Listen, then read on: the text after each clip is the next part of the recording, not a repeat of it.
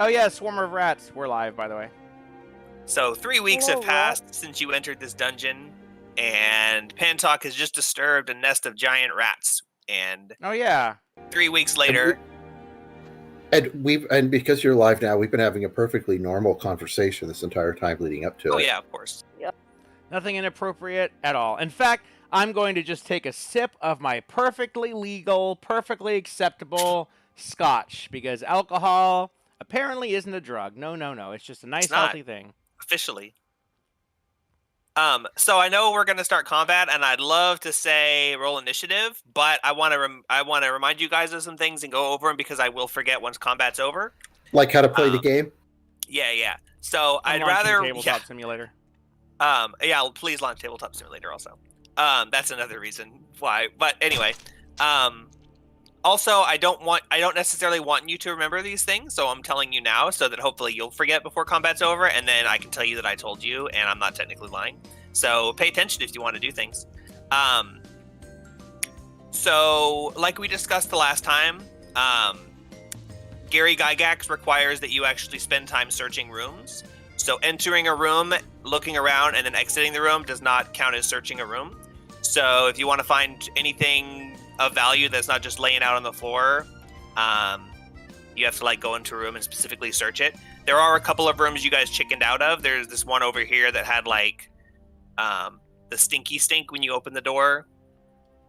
You haven't necessarily fully explored the lizard room because there's a lizard in it, but I mean there was a treasure chest there, so what are the odds, right?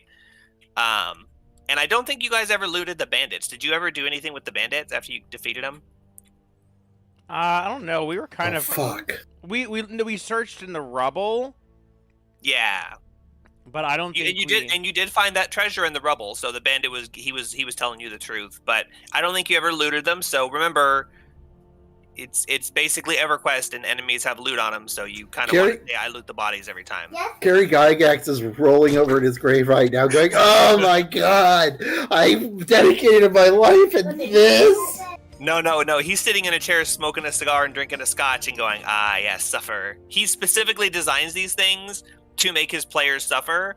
So it's like his players who go through looting all the shelves. He's like, "Oh, but you didn't say you'd search this area, so you don't get that." Or like, "Oh, you searched the shelves? Okay, 6 rats attack you." Shit like that. So, no, Gary Gygax is perfectly fine. So yeah, don't forget to search the rooms. Go back and loot the bandage if you want. I did want to ask you, let me promote everyone real quick before I forget. That's so funny because when we were first playing D&D, every single thing we killed, we would be like, I searched the body, and it's like, there's nothing on it, like, you're just searching random knolls and shit. But now we're playing Gary Gygax version, so it's like, oh yeah, there's shit all over the place. Yeah, literally. It's literally like, oh, Zach said this the last time, and I don't think I ever touched on it. It's literally like Dragon Warrior, where you kind of have to walk around and press A on every single square, and you're bound to find something eventually. I would clear the dungeon first, make sure I hit every room, and then I'd go back through, and then I'd check every shelf. Go up to every bed, every single thing, and press A on it, just in case. I mean, you guys are doing great. You've cleared this floor ostensibly so far, pretty much. You've eliminated anything that you could consider a threat. Random encounters still exist, but just like with Dragon Warrior, you expect the random encounters while you're exploring, so you just prepare for that. And yeah, you guys have done great so far, just as long as you don't forget there could be stuff you're missing out on. I also wanted to ask, this isn't necessarily something you guys do, I just was curious what you would have done. The bandit that's tied up right now by Kara is, he threw down his weapons. He was in this corner. Did you guys do anything with that, or is he just weaponless with his hands tied up and his weapons are back in that room? I thought we were dragging him along. Yeah. Kara's got him tied up by his hands, and he's dragging him along. But in that case, his weapons are probably still back in the room. I'm assuming you didn't let him keep his weapons. I was just curious. So his hands are tied. And he has nothing to defend himself with. I was just clarifying that. He has nature's sword. His teeth. He has unarmed strike, 1 damage, depending on his strength. Hopefully he has a positive strength score. Here's some rocks in your mouth. If you can throw them hard enough, they count as improvised weapons. If you can spit them hard enough. No, those aren't rocks. Those aren't rocks. Let's see. I think. Oh, and then one more thing. Is you guys haven't taken a short rest yet. Of course, I would always encourage taking a short rest, but you need to be safe for an hour, prepare and stuff. But also a reminder, not necessarily a short rest. Toddy has Identify as a ritual, and you guys have come across a couple of potentially magical items that you probably want to check out, because like they could probably help you in your adventure before you leave the dungeon. The way we play, it's just killing Jake. Can you hear it in his voice? I mean, I'm just saying, you find things you probably want to, like equipment, you probably want to use it. Speaking of which, I didn't find any magical items. I just found 4 arrows with a suspicious purple fletching, a swatch of leather that's probably normal, a jug of oil that's probably normal. The arrows. What? Oh. I think that was wrapping the arrows. Oh, the elemental arrows. The purple fletching arrows, yeah. Incidentally, unrelated question. I think, and I asked this before, but we were in combat and it didn't matter. What did you guys do with the surgically removed shield from the lizard? Did you just give it to Elmo and he was just lugging it around? Yeah. Okay, because I need to. If an NPC is carrying an item, I need to note that down. So he has the shield. No one else has touched it. What we don't realize now is Valrog's inside of it, and this is actually a prequel. Yeah, this is the story of how the shield got there. But yeah, okay. So once combat's over, you guys can decide how to proceed from there. I just wanted to remind you that Identify does exist. Toddy does have the resources to cast it, and it is 10 minutes as a ritual, or 11 minutes versus an hour-long short rest. So a short rest is probably not a bad idea, but also Identify is pretty cool. I think that's it. Yes, Did anyone have any questions they wanted to catch up on before we start slaughtering rats? Not particularly. What makes you think I'm killing the rats? I'm going to cast Speak with Animals and ask him to attack these humans that keep fucking around with me. Please do. I'm not going to use a spell slot to speak with animals. No, do it. You can probably convince them. I have you one can do anything you want. You can do anything you want. I am not going to go, no, this is a combat encounter and they're attacking you anyway. If you can reasonably talk to them. Then this might be time to pause the stream because I don't want you to get your channel banned. What I'm going to do next is... Now, that may not apply to things like undead creatures because they're literally mindless, so you're not going to be able... There's no such thing as... You can't speak with corpse on an undead. No, you could, but the mouth would be speaking even though the body is animated, and it would be like, oh god, help me! Okay, anyway, roll initiative if everyone's in. Roll initiative, place your tokens, and let me know once they're all placed, and I'll roll for the readies. It is nice that the undead, being brainless, wear those red hats to identify themselves for us. Took me a second. Oh shit, we're supposed to be rolling. Hold on. I can't remember my my initiative. Hold on. Oh fuck, that's the wrong thing. Hold on. I want to kill the rats so I can feed them to the big lizard. Oh yeah. Well, the rats rolled a natural 1, and they only have a +2 modifier, so they're sitting at a 3. And we're doing side initiatives, so you guys are pretty much all going to... Can I re-roll? What'd you roll? 17. Why would you re-roll +2 is 19, because I hate going first, or second, or third. I like going last. Everyone's going to be going first. I like gauging combat and letting other people, You're as long as no one goes after the rats, then you're set.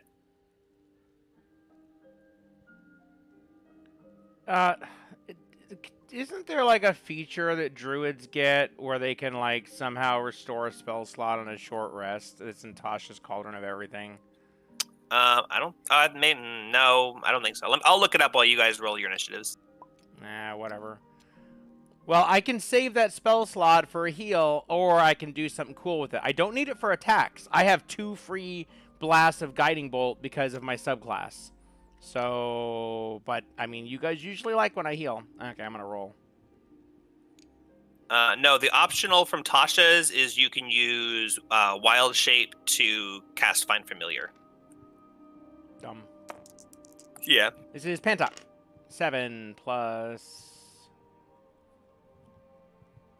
something. Okay, Pantok is 10. Are the rats? The rats are individual tokens, right? Okay. Yes. Justine is 6. Oh, but they're all. They are. Oh, they're sorry. They're not marked right, but they are giant rats. Oh. I was I just- wondering I why just- they're the size of Kara. Yeah, they're the Well- correct size. I just upsized regular rats, though. Well, Pantok, you picked a really bad place to stand if I go first. Very unfortunate line going on there. Let me see. You have other spells, you know. Other? What's this other you speak of? I wish I had Thunderwave right about now. How do I rotate this? Q&E. Well, you all do go first since the rats rolled horribly. As the rats burst forth from the shelves and the walls behind the shelves and swarm around Pantok's feet, Elmo raises his battle axe and smirks. And the brigand, his name is Johnston. I did change his name. What? You changed his name to Johnston? Jon Snow? No, it's been Johnston. I just need to mark his actual token so I don't forget. Johnston, with his arms tied up, as he sees rats flowing out of this corridor, he kind of shrieks and tugs at his rope as he backs up and tries to climb up on the table. Pussy. And also keep in mind, Kara, you are currently one of your hands is occupied holding the rope, so you won't be able to do any ranged attacks while you're holding a rope in one of your hands. That should be okay. I'm not like We could tie the rope around my waist. or my own ways. Yeah, you could I'd let you loop it through your belt as a bonus action or Yeah, something. but Thank I you. picture him being able to run the other way, just drag you behind with no control over it. Probably. At least I'm probably like at least 2/3 his size. You're definitely going to be less weight. I'm just saying it's a matter of momentum here. It'd probably end up being like a strength contest if something like that were to happen. So it would be more about your stats than your size. Oh, well, in that case, never mind. My strength sucks. It's my only Yeah. bad stat. But so technically, officially, Kara does go first, but because the rats are last in initiative and we do shared initiative, you guys just tell me what you do and we'll move forward as we go. The rats have their teeth bared, their eyes are bloodshot, and their rib cages are showing. Oh, Not like bones, but like you can see it through their skin, and they've got like little mangy patches of fur and bare patches. That's how I felt when I Shit, we got could that. probably just toss some breadcrumbs on the other side of the room and they'd ignore us. They sound hungry. You described me when I got the CPS closure letter in the mail. oh my god.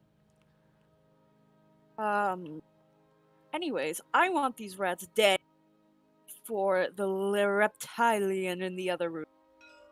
Big boy's gonna Ooh. have a feast. He's rat. when I'm we could done- throw breadcrumbs down the hall, like lead them to the lizard, then watch the fun ensue. Does this rat count as me being adjacent for their sneak attack? For his sneak attack? Yeah, I'd believe that. Thank you. Okay. I am going to hit this rat. That one. All right, go for it. With my rapier, and let's see how that turns out.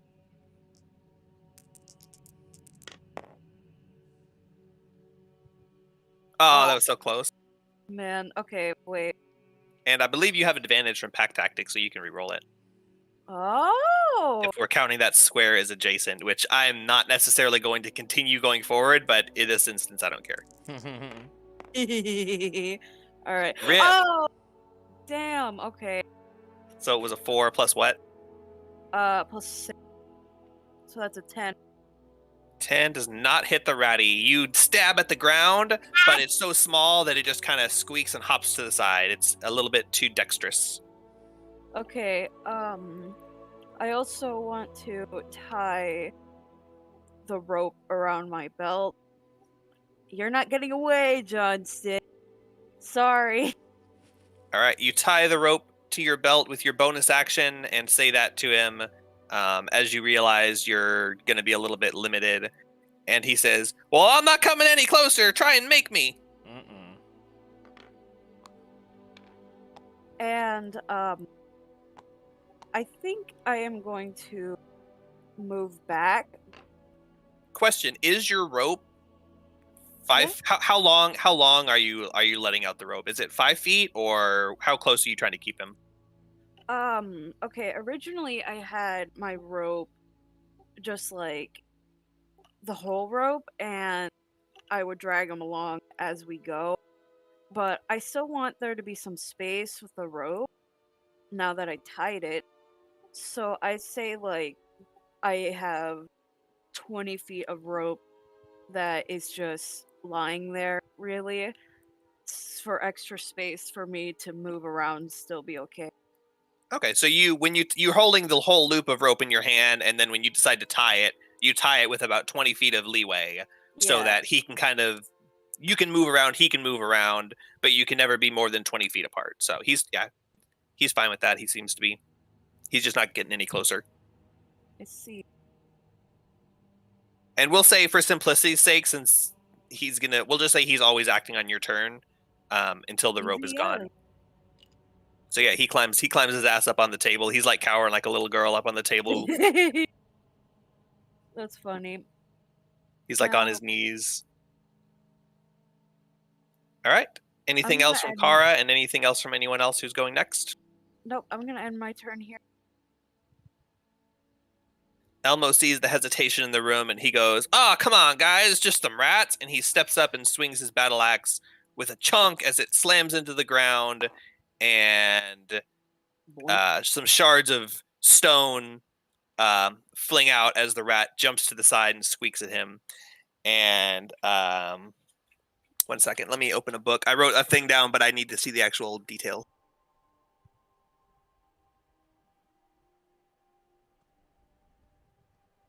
Of course, the one detail I needed is the one I didn't write. Man.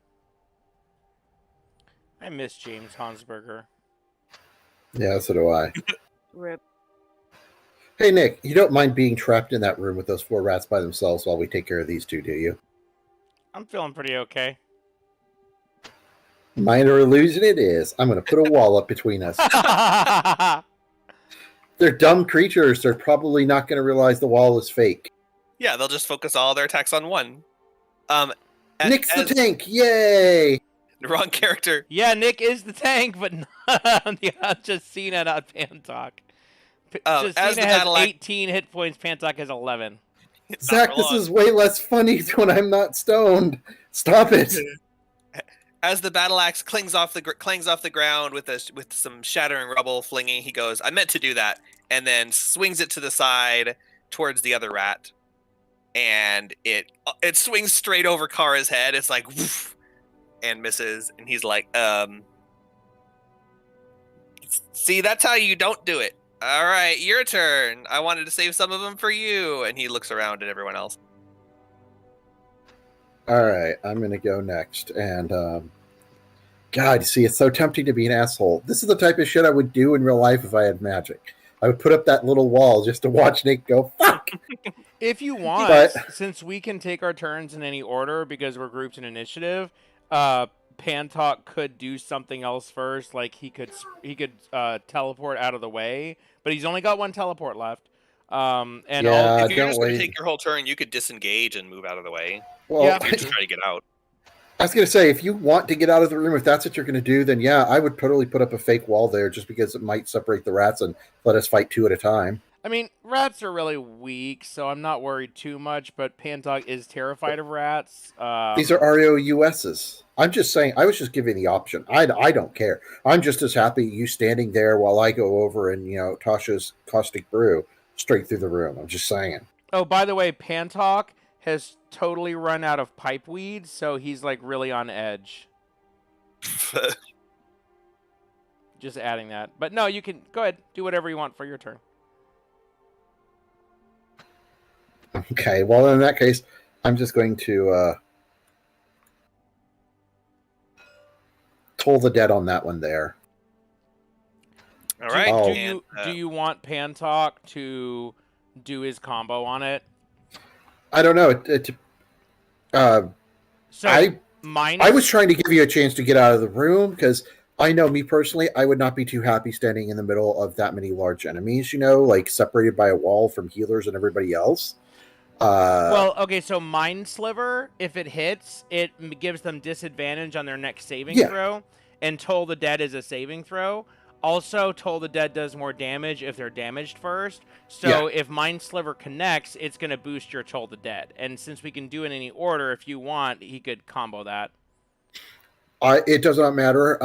I was just trying to give you opportunity if you wanted to get out of the room somehow first, that you could do that before I, just start, casting spells and whatever. But Pantok is not super scared of getting hurt, but he is OCD and loves optimization. So I think he's going to go ahead. This is the one you're hitting, right? That's the one I was considering hitting. Which, okay. So You cannot see that target. okay, well let's do this one. Yeah, I'll do fudge whichever it. one you Fudge it can for see sneak because attack. I can move, into line of sight. Okay, so Pantok hears you shout for combo time, and he is going to target this ratty, and he is going to cast Mind Sliver, which is, I don't have to look this up. I know what it does. Okay, Yeah, bye. just give me a stat and a DC. So that's a intelligence saving throw, DC 13. All right, that is kind of 2 natural 20s in a row. Shit. I picked up the die and moved it over here, and it landed on 20, and I went, and then I rolled it, and it landed on 20. So, I don't see I a think one that's here. called karma and fate. Looks like a So- one to me. you focus your mind and try to sliver the rat's mind, and its dumb little face looks at you up. Its eyes are pointing different directions, and its tongue just bleps out at you. Doesn't seem to be affected by it. Bastard. Ah, Yeah, I guess he's just gonna end his turn here at the ratties because if he moves, he'll take like a million opportunity attacks. So Yeah, without your disengage, that's not a good idea. he says, "Sorry, I tried." All right, we've got Toddy and Justina remaining before Tod- the rats go. Toddy can go now. Justine will go last. Yeah, I've actually got another idea of something that I can do.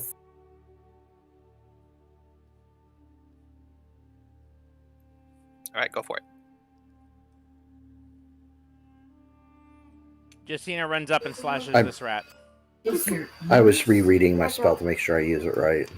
Okay, with her scimitar. 16 plus 16 hits. 5. All right. It's a D6. It's a D6, right? Scimitar, yes.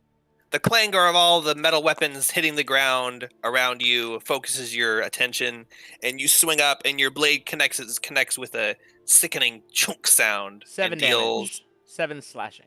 deals 7 total. Yep. Deals enough damage to cleave this rat's body in 2. Its front half moving for a few more seconds before it stops. Well, suddenly with as easy as that one died, I'm feeling less like I want to burn a spell slot now. I was thinking about using color spray on the rats in that room. They're just ratty. I mean, So color spray is based on their total hit dice, so hit Yeah. point. That's not actually a terrible idea. Same with sleep. But it's cone, so I would have to I don't know if I could actually stand here. But for me to hit the ones in the room, I'd have to be either I could do this and then hit these two, but This is a space you can stand in. yeah, there I'd be able to hit these 3. What's I think- the cone size? 15 feet, I think. Let I me look would again. You could hit all of them, but We- I mean, we've yeah, got I wouldn't good necessarily tell you to berries. use it, but you could hit all of them. I would Hey. say nah. Pantok goes down. It's not over. Probably. Oops, sorry, I'm hitting the wrong button. I was sorry, I didn't mean to just start spamming that. What do I was hero just giving that as an points do? option, trying to help the poor mage who walked first into the room full of rats. Pantok is like, "Oh God, help me!" because he's terrified of rats. But Justina looks at you and she goes, he's fine. Save your spell slot." Pantok's also like, I'm already 50-50 over here with this gun in my mouth. Now that I'm out of my pipe tobacco. I was going to Okay, say in that wand case- in my mouth, but that sounds like something else. so Staff with my Hey, throbbing, veiny staff in my mouth. okay, there you go, Al Jorgensen. Yeah, you remember the one important thing to remember. Yes, I did. I did remember that. I thought about making a Marilyn Manson reference, but I was like, no, Nick's going to go on a 15-minute talk about why we shouldn't have said Marilyn Manson I as would. that reference. I would. Okay, in that case, then I'm just going to toll the dead on that one. All right, give me a saving DC and a stat.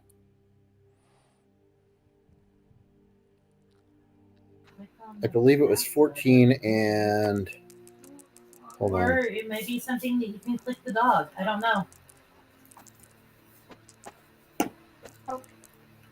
It's been a while. I'm sorry. Hold on. No problem. Wisdom. 14 wisdom save. All right, that is a natural 14. You toll the dead on the rat, and its little ears have rotted off. You can see that it has no effect on it. Meh. I What kind tried. of rats are these? All right, with a round of whiffs, we come to the rat's turn. Unless anyone else would like to do anything additional. This is going to be the Bob the Farmer story. Okay. Jacina did shit. Yeah. Bob the Farmer in like 20 seconds or less. Basically, this group just had this uncanny ability of rolling natural 20s and just plowing through every single thing on their whole entire campaign. Then after 2 years, they decided they were going to do something evil, and they attacked this like level 1 farmer. And the farmer literally kept rolling 20s. The DM did, and they kept rolling natural ones. And this like level 1 or 2 farmer ended up wiping the entire party, and they were higher level adventurers at that point, and cleared them all. And they were like, "Yeah, we're not going to re-roll this one. We're going to start a new campaign because that was too epic of an ending." Bob the Farmer just wiped the floor with them. That is possible. Oh my God. With luck, the right luck. All right. Well, I'm not hearing any volunteers, so the ratties are going to start chomping. I'll go again. No thanks. That's all right. Well, let's see. 3 of them are definitely going to attack Pantok because he's right there. So let's go ahead and get those out of the way.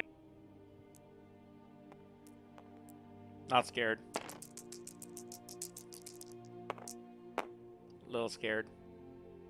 I haven't looked at the numbers yet. Moderately scared. Oh my God. All right. 20, 21, 22. Did any of those hit? Hold on, let me just check my old wizard armor class here, Does and Pantok no shield? I'm dead. Shield? No. No, No, I I didn't think took that was- mage Oh. armor because it's cooler than shield. Although he's revisiting that. Jesus. right now. Pantok takes 11 damage. Ah! He tosses a good berry up in the air and catches it in his mouth as Make a he's falling. dexterity. No. Yeah. Okay. Make a dexterity check because I kind of rolled all those attacks at the same time. Okay. He saw it Do it. coming, and just in case, he just went ahead and did that. Like one of those cool fight scenes where the protagonist throws a cigarette in the air, kills everybody, and then catches the cigarette All I before it hits want the was, ground. I have 6 hero points. Can I use any of them to what do hero points Oh yeah. do? Hold on. I don't think you can use them on others' rolls, but make an intelligence check. Okay. Come on, give me that 20. Son of a bitch. You secreted a good berry in your cheek like a cyanide pill. So as you fall prone to the ground, you bite on it and wake back up with 1 hit point, but you Oh are my still prone. God. Woohoo, 1 hit point. Alive. And the other rats had already given up. They thought that you were a done meal. What's so the they had point of moved out. playing this game when we just cheat every death? He has 11 You hit points know. exactly, by the way. Yeah, and the rolls have just been awful. That's stupid. You guys should have had these dead already. One of the rats bites Justina. The other one bites Elmo. I would just like to point out that I offered multiple ways to prevent this. However, I would like to now take a good berry and pop it in my mouth. This trick will never work again. There I is mean, you can't do it in combat. Pantok had the forethought to do it beforehand. The odds of him taking enough damage to prone him from 3 rats was very low. Yeah. How much literally. damage does Justina take? 20 to hit on Justina and 10 to hit Oh, my God. on Elmo. So Elmo misses, but Justina is gonna take She does take it. 3. She takes 3 damage, and also can I ask for Crazy. Pantok to make 3 Constitution saving throws and Justina to make 1 And Constitution she saving says, throw? "Thank you, Daddy." Yes. What? She takes the rat. May bite I and have says, the "Thank you, wand Daddy." some more? Okay, this is Justina's first because she's only got 1. So, well, you know, I didn't even like spin. Constitution saving throw. 8. 8. Okay, Telling you, noted. Bob the Farmer. And you can roll Pantox. 3. Noted. Go ahead and roll 2 more. No. I was asking if I'm rolling 3 Oh. dice. Oh, yes, 3. Okay, can I like... I think I do it like this. Yeah! 3 at once. 11, 13... Okay, hold on. He's got a plus... Yeah, go ahead and get your mods and tell me the 2. total. Okay, 13, 15, 18. Mods! Somebody get the All right, mods. noted. All right, I have noted those down, and we will move on to the second round, unless anyone would like to reposition. No, because that's, I mean, your initiative side's over. Give me 1 second.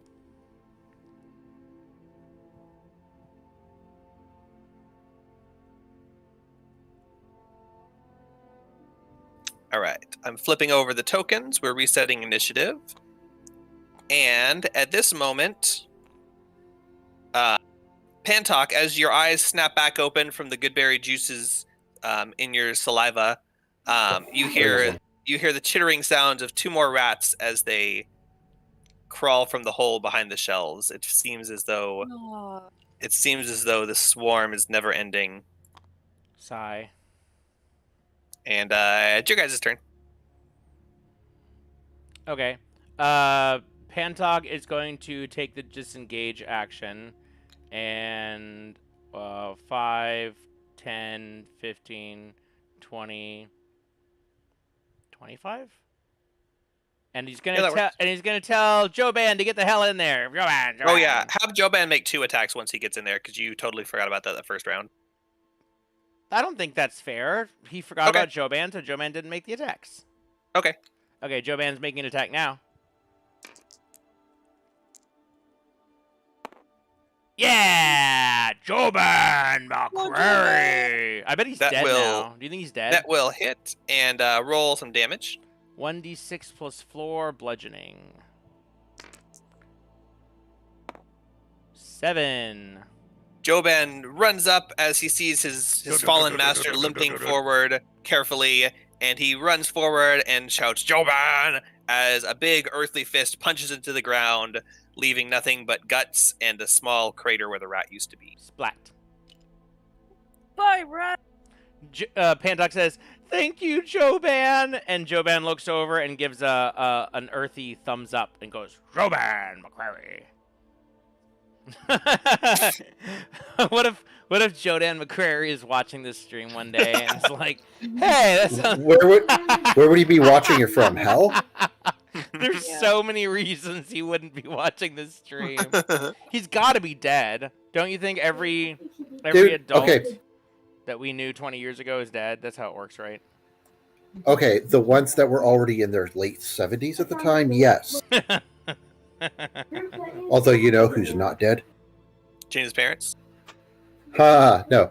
Rosemary fucking Noble. She's literally got to be at least 100 by now. Wow. I know, because I was asking my parents about the elders on my committee meeting, and 2 out of 3. And one of them's wife, who she has to be close to 100. She is still alive, supposedly. Well, you know how it works when you have demons flowing through your veins. Oh, shit. Oh, my God, that would be such a cool superpower. I want to remake Pantok as a demons flowing through his veins. Hey, if he dies, you can make him a revenant. Ah, no. Oh, I can? Okay, you said it. It's on the stream. Yeah. It's locked in. Not the monster. It's a race subclass thing. Justina slashes the ratty that's next to her. All right, roll for it and tell me a number. And she gets, why don't I have this memorized? 13. That hits. And it's going to do 9? Is it 9? No, 8 slashing damage. 8 slashing. And which one was that? Your scimitar cleaves through it, and it looks like it's still up and kicking. And then as it moves forward to bite you, the blood loss is too much for its fragile body, and it falls down with a slump. Justina's gonna move over here, and my guys are done. All right. Cool. Who next? Me. Where Justina just moved to a different spot, Kara is gonna slip and take this and make a attack against this rat. Are you? with Oh yeah, his- you do have your hands free now, right? Yes. Alrighty. So you pull out your crossbow and aim it down the hallway. Up, short bow. Ah, short bow. Sorry. Yes. And let's see if it hits. Oh, okay. 15 to hit. 15 hits. Roll damage. Okay.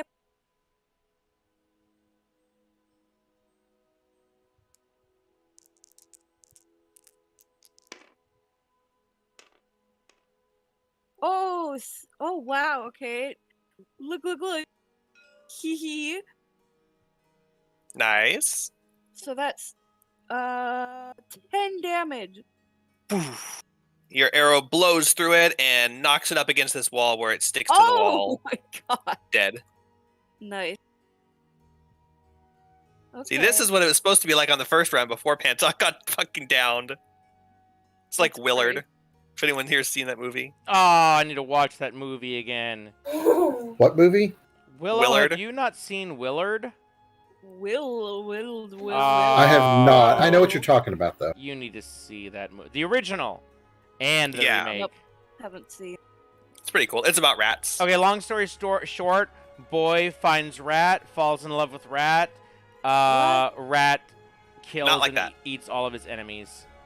Oh. Yeah, back It's when that so movie came good. out, you could say boy finds rat, falls in love with rat, and it didn't sound like a like something bad. Fanfic. Oh, Oh, God, I'm gonna that go exists, Google. I I'm gonna go guarantee. Google Willow. Don't Google it. It exists. I guarantee it. Oh, God. No, so he loves this rat, and the rat's like his best friend, and then the rat like gets an army of rats and goes and like does all the shit for him, and then the bad guy is like, haha, I'm going to kill your rat, and like kills his rat. And by the way, I haven't seen this movie in 20 years, so I might be totally wrong. But then he's like, no, my rat dies, and then he's like, you bastard, and then all of his rats like swarm on the guy and like rip him apart and eat his guts. Yeah, And that's the end of the then- movie. So, So like- spoiler if you were planning on watching Happy, it. Like, happy ending. It's like the Gangster climax. Ratatouille? It's Gangster it's Ratatouille? such a good movie, and then they did a remake of it with like Okay. full CGI and shit. And then they did the original one had a sequel called Ben, and Michael Jackson sang the theme song to it because he was a kid and black at the time. Ah, that's problematic. Yeah. And it was just a sequel of some kid and having rats eat people. God, that movie's good. Elmo sees a path has been cleared for him, and he goes, "All right, time to make up my mistakes." And he charges over the first rat where he steps on it, and it goes, and then he turns to this rat and swings his battle axe. Fuck! You guys hear him run in, and you hear, "Conk! I got one!" And then he swings it again. And this time you hear splorch, and he goes, I actually hit, I hit a second one. And let me roll the damage. I wrote it down this time.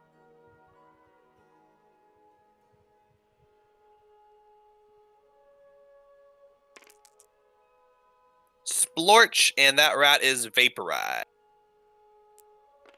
Bye, rat. All right, that was Elmo's turn, and we are down to Toddy.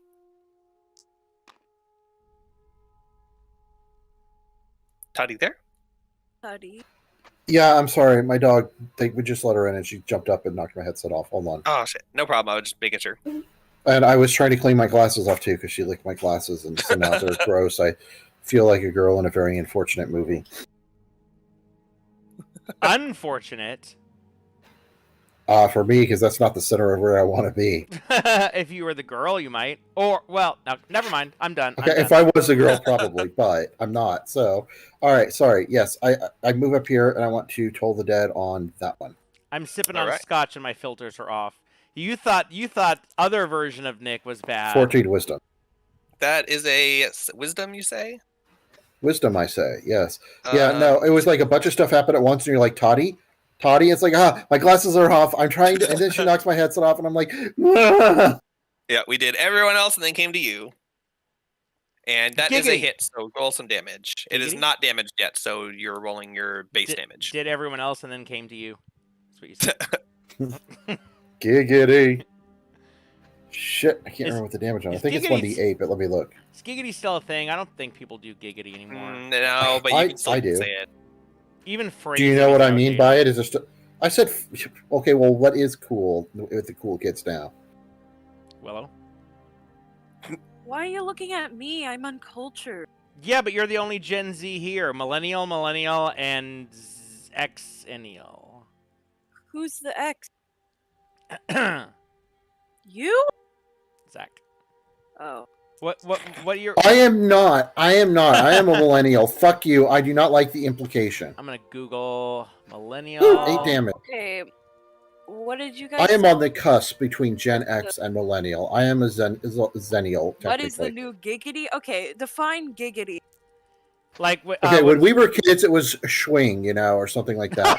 but- now you're a Gen that X. mean? You just soared right into Yeah. full Gen X with swing.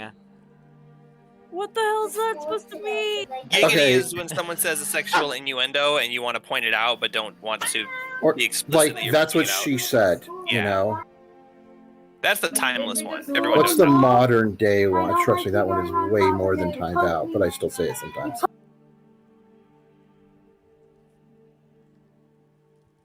I don't know if there is one. There's got to I be. don't know. Probably like bet no cap fam or something. Yeah, that's generic though. Fur, that bussin' is not- fur. Bet means okay, sure, I'll do it. And no cap means no lying. Cap means lying. So that is not anywhere near what you guys. Okay, like if someone says something and it could have been taken in a sexual way, and then you say something to point it out. Like if someone said, Oh God, I'm coming Don't- as fast as I can," and then you're like, that's what she said. is it possible Yeah. that it's a case of Gen Z is so much more politically correct than us? They don't have something for that, and that we're the gross like boomers now No, it's just everything with they say is a wife sexual bad reference. jokes and all that shit. Wife bad jokes. Well, sometimes those are accurate. Oh, great! Now I'm I a made boomer. The rats swarm forward at their new target who is standing in the doorway. Elmo. I'm sorry, Jake. The first rat chomps at his ankle and its teeth snap on his metal boot and he laughs at it. And then the other one comes up around and bites his thigh and he goes, "Ow, little bugger." And his leg's bleeding a little bit, but he kicks it off. And as he kicks the first one off, two more appear from the shadows.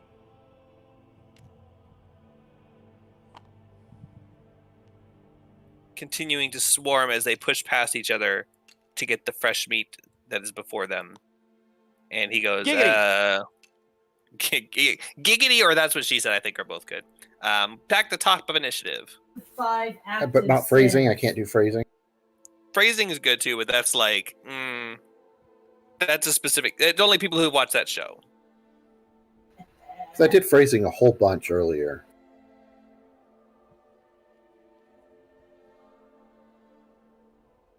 That's so many rats. Elmo's going to go ahead and swing first this time since he's looking at his companions not acting. And he clangs both of them, one against one wall, one against the other wall, as he's kind of like dancing on his injured foot. All right. Well, then I guess I'll go. I Okay. just hate going first and everything, Okay, that sucks. cool. In that case, I'm going to toll the dead and fail on this one. Right. Roll And a I two. yell out a big dorky ding dong. This one's got really big, like clown ears, so its ears twinge in pain as you ding dong it. Roll your damage. As I ding dong it, phrasing. I'm still No, that's the Googling one we said we don't use, you nerd. problematic. That's what they say. Yeah, there you go. That's good. That's what they say for 3. 3 damage. The first one that didn't insta die. Congratulations. Hey, But at least I didn't miss or get knocked on my ass and have to take an anti-suicide pill. True. Cancel culture? So did it actually do enough damage to you to kill you, those 3 rats at once? To knock him Just unconscious. down you. Unconscious. But then that means I give up all my Yeah. turns, so I didn't want to do that. And probably die really quickly afterwards as they start. Remember, they're starving rats, so they're, gonna chew on your body. Is it Chugi? Chugi, isn't it? I'm looking up a No. dictionary of Gen Z slang. I don't know if I call Chugi. that Gen Z necessarily, but who's next? Zoomer. Who's next? All right, we're going back to the rat's turn. Can I go again? If they don't go, can I just take my turn over and over again? I took both of my turns. I took my turn. You did? We're on a new round. Well, yeah, this is a new round. Elmo went, and then I went, and now it's y'all's turns Hey, again. hey, Oh, okay, cool. Justine is going to. Can she see the rats? from End of here? my turn, I Yes. sidestep. I don't think I it's over. go back Hey, a little Daddy. bit. Can I see that rat? Not from where you are currently. Shit. Hold on. I guess I can just slash. Can I slash Oh, it? wait. Oh, corner provides cover.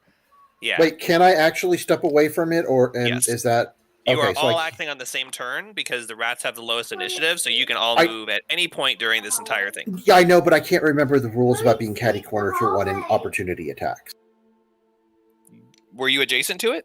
If No, you no, yeah, no. you were adjacent to it. Catty Yeah, you can move, but they would get an opportunity attack. Okay, well, Okay, do I need to move for Justina to be able to see it? Depends on where Justina wants to move. There's a couple of places where she could see it. Can I see it from here? Yes, but it would have cover depending on your attack. Okay, that's okay. I'm doing a saving throw, so no cover. Okay, so she's going to cast Frostbite, and that's a Constitution saving throw, DC 14. All right, it fails. All right, it has disadvantage on the next weapon attack it makes before its next turn, and I'm looking for my D6. I'm rolling high like a D6. Okay. And it's going to take 3 cold damage. Ooh, its body freezes over as it shivers, but its teeth glisten with rage.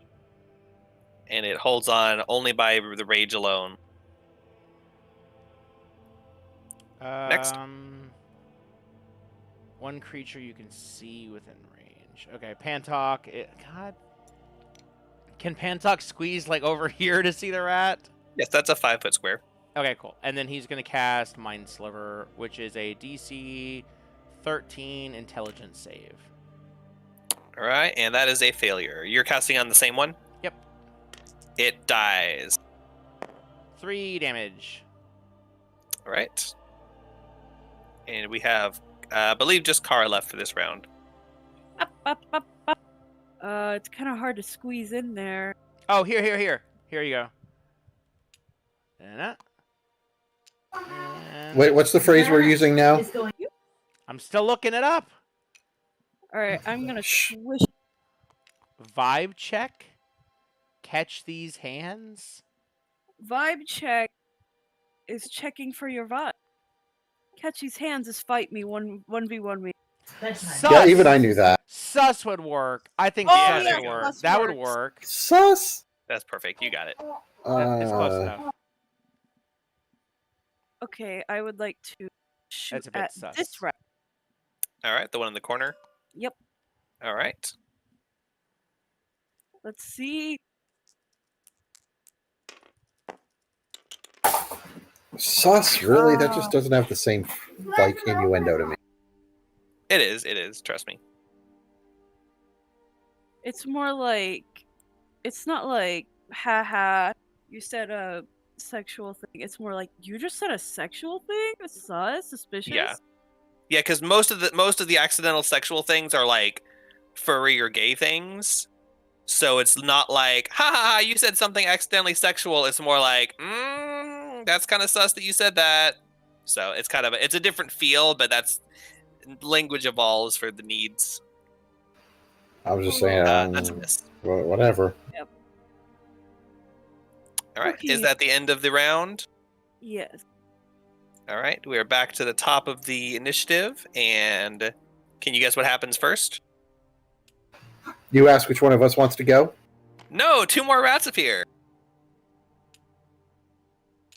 One of them drops right on top of Elmo's head, and he shakes it off to the Okay. ground as it lands at his feet. Is there a rat generator coming from somewhere? I mean, is there like a little cage-looking box with a spinning rat in the bottom in it down there? Yeah, you got to dig through the Did ground. somebody throw a torch All in those there? years Put it ago, on top? you guys were trying to play Minecraft. Well, now I put a rat spawner under the ground.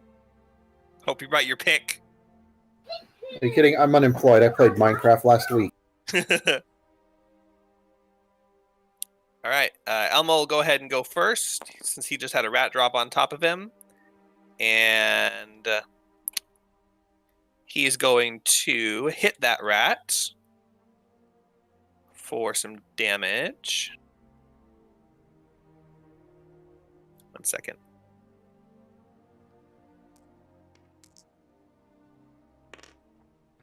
All right, the one that dropped on top of his head is dead. And he's going to refilled with vigor. He's going to swing at the one adjacent to him, and hit that one as well. But that one is alive. His axe just cleans off like its hindquarters, so it's like bleeding and stuff, but it's still alive. All right, and who wants to go next? Well, Oh, I was about to say, I'll go. go ahead. Okay. All right. Then I want to ding dong this one here. Oh, sorry, that one's dead. Oh. That was Then the I one want to ding dong that one there. All right. 14 wisdom save. And that is a success. Fuck Your you. ding dong does nothing. Ding dong. Bro. That's my turn. Wait. What's a ding dong? Toll the Dead. I'm just being a dork. Oh, Because I'm like the new boomer age now, so I've got to be extra dorky. I see. Me shoot big rat. Wait, No, I already did that.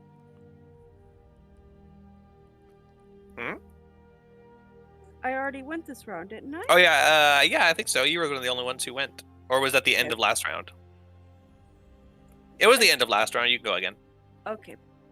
Elmo going is the beginning of a new round because he's Yeah. the only one that pays attention. Yeah. Yeah. Two and a 1. You're Um, shooting this one that's adjacent to him, so you have advantage, right? So roll that again, because yeah. that's how kobolds and rogues work, right? So you're using your abilities. There we go, that one hits. Okay, yeah. All right, pick which one you're attacking and roll your damage. All right. Come here. Oh. Oh yeah. Oh yeah. That's a Your- solid 10 damage. Your Another- arrow drives through its body, and it doesn't impale it against the wall like the other one, but it does stick into the ground underneath it, and it is dead. Haha. Nice. Okay. Ending my turn there. One rat dead. That's good. All right. That's Elmo and Kara down.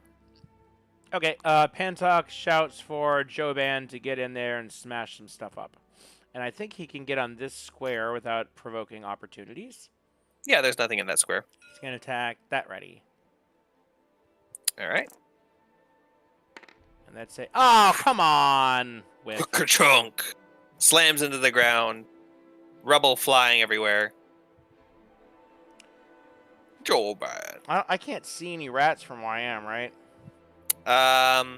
You can see the corner of this one square, so if you have a save spell, you can cast it. Fine, I'll do Mind Sliver on that guy. DC 13 Intelligence. Success. It failed. Okay, and then he's going to move back and let Justina move up. And How much then- damage? Oh, okay. I thought you meant success save. Okay, cool. No, sorry. It's going to be... Wait. It doesn't count. 2. You're right, doesn't count. 2 damage. Oh, and also I have to roll a d4 because he's going to lose that much on his next saving throw. All right. Are you rolling it And now? it's a -1. Bastard, stupid freaking dice.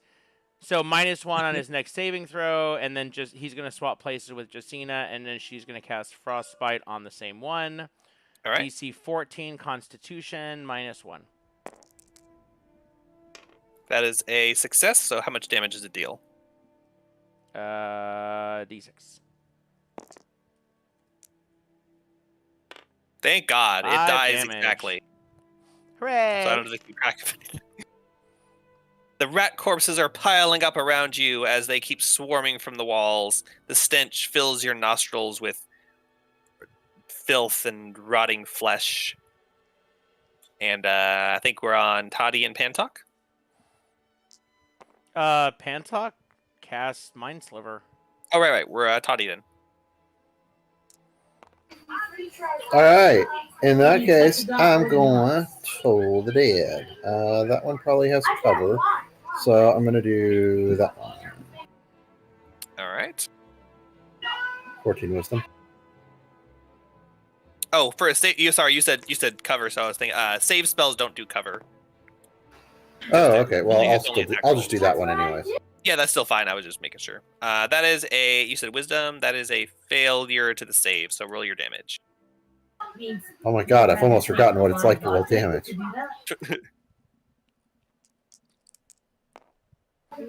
Seven. Right, dies. There's one rat remaining, and your turns are all over, I believe. Mine are. All right, the one remaining rat doesn't care about its fallen allies. It leaps forward to bite Joban, Joban. and its teeth. Wait, what's his armor class? I'm gonna disfellowship you. Hold on. Honestly, I kind of hope that there is actually like an afterlife and that he's watching this right now, seething like this is his torture in hell. 14 AC on Joban. 14. The rat's teeth sink into Joban as you hear it sounds like stabbing a knife into like really sandy dirt, like just awful nails on a chalkboard.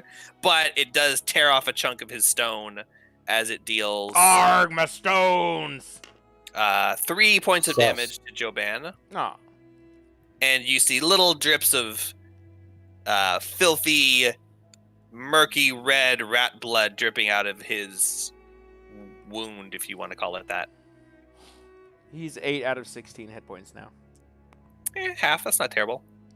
All right, that rat is done, and you hear the sounds of all the rustling quiet, and then one more rat goes tick, tick, tick, tick, tick, tick, tick, tick, drop and drops from the ceiling.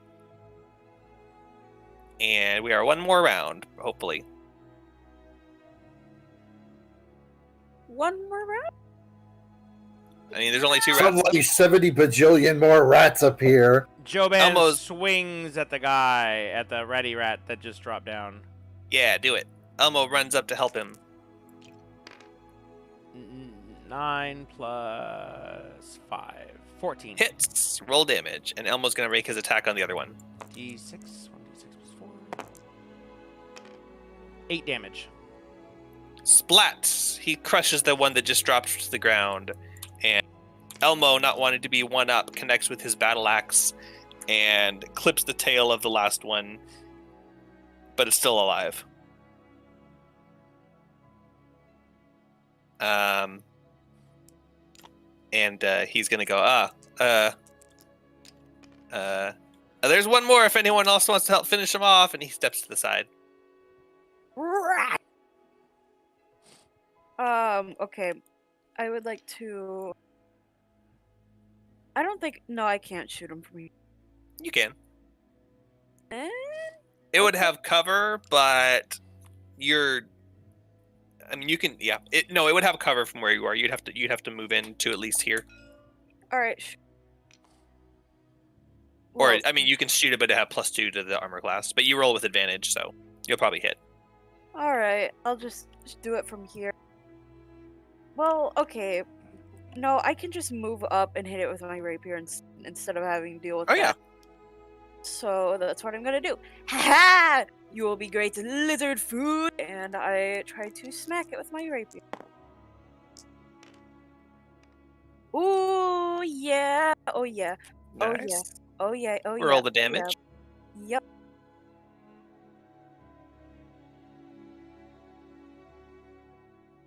D8. Where? There. we go. There's one in the water over here. Oh. Oh, I got it. I grabbed my own. Okay. Sploosh. And roll the sneak attack dice too. Yes.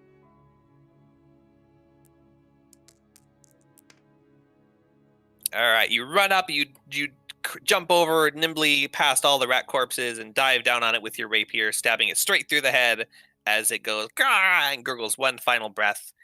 And as you all take in the scene around you, it seems like there are no more scurrying sounds. Look at my token. It's literal, yeah. There's literal rat corpses all over. You're like standing on top of them. Oh boy. Well, that is a lot of rats to carry over to that lizard. Well, After 13 rats swarmed from the shelves, it appears the flow has stopped and you are safe once more for the time being. Wait, seriously, 13 rats? That's There how were many we 13 fought? rats. okay. You realize if our rolls had not turned around, how fast this would have ended? Yep. Yeah. Okay, all these rat corpses, right? I want to, now that initiative's over, right? Right? Yeah. Okay. Apparently, like, hurt I want- too. Oops. I feel like I didn't carry my own weight. You also didn't take any damage, so it's like, eh. Give me the You don't glory. have to move the tokens. Everybody loves the person who accomplishes nothing. You can the corpses are just there to show that they're on the ground. You don't have to actually move the tokens. Just describe what you're doing and move your token. I grab several of the rats. I mean, okay, if they're too big, then I'll only take like one or two max. You can drag a But- couple of them at a time. Okay, yeah, by the tail. Yeah. The ones that have tails. Yeah. Twist ending, the rats are all deathly ill and they end up poisoning the lizard and the lizard dies. No! Don't give the DM any idea. Oh, but that's what I'm best at. Okay, I drag around 3-tailed rat along with me, and I go hee hee hee hee hee hee hee hee hee hee. Up to this door. All right. You get to the door, which has been barred from this side. What did you guys use to bar it? I don't remember. The chest? I think so. No, I think there was like something in here, like maybe a barrel or a chair or something. We'll say it was like a barrel from the other room. So yeah, that's still barring the door. You guys had it barred pretty good. I don't remember what it was, but it's barred, but you can remove it from this side. Okay. Hey guy, psst, come here. Pantuck says, I don't feel very good, so I'm gonna wait here. Justina or Toddy, Elmo, anyone? Come here. I'm gonna do something a little funny. What? I'm gonna feed this rat to this lizard.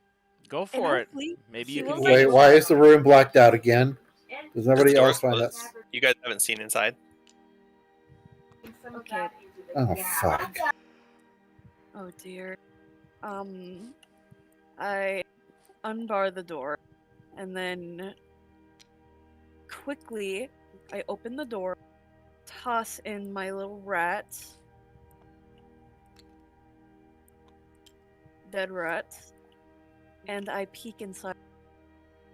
You peek inside. The door opens this way.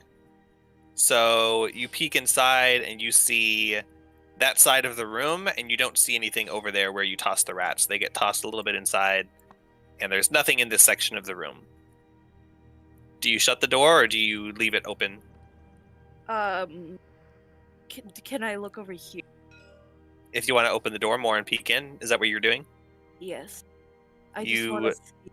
You swing the door open and you see the lizard in the corner, and it was it noticed the rats that you threw in, and then it notices you, and then it starts charging for the door. Oh dear. Okay. Now I'm gonna close the door and Make a dexterity check. Yep. Rip.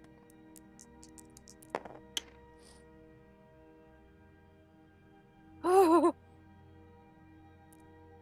Hold on. 15. The lizard bursts its head through the door, and you slam the door on its head with a loud crunch, and it's licking its tongue out trying to get you, but as it moves back to try and get a better angle, you're able to close the door in time, and then it starts slamming itself into the door, rattling the door, and then you hear the sound stop, and then you hear sniffing, and then you hear, Yes. Crunch, crunch, crunch. yeah, there's crunching too. Success. Oh. That was an experience. Justina, help me bar up this door.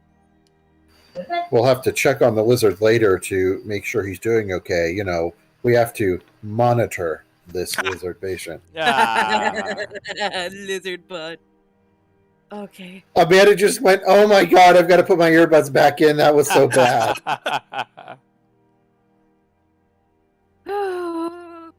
Help me bar up the door. Kara looks like he's seen a ghost.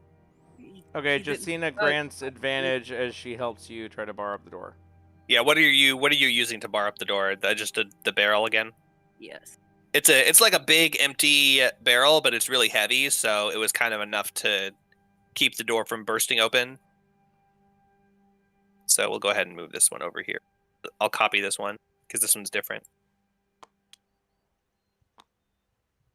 All right, the door has, it's got a barrel in front of it. There's not really a check for putting a barrel in front of something. Okay. Let's get out of here. We can check on this lizard later. Maybe. Oh dear. Okay. Anyways, I'm gonna return back to my party and let them know the lizard has been fed. You know, it nearly cost us our safety, but it's been fed now. Good, do that 15 times and maybe it'll trust you.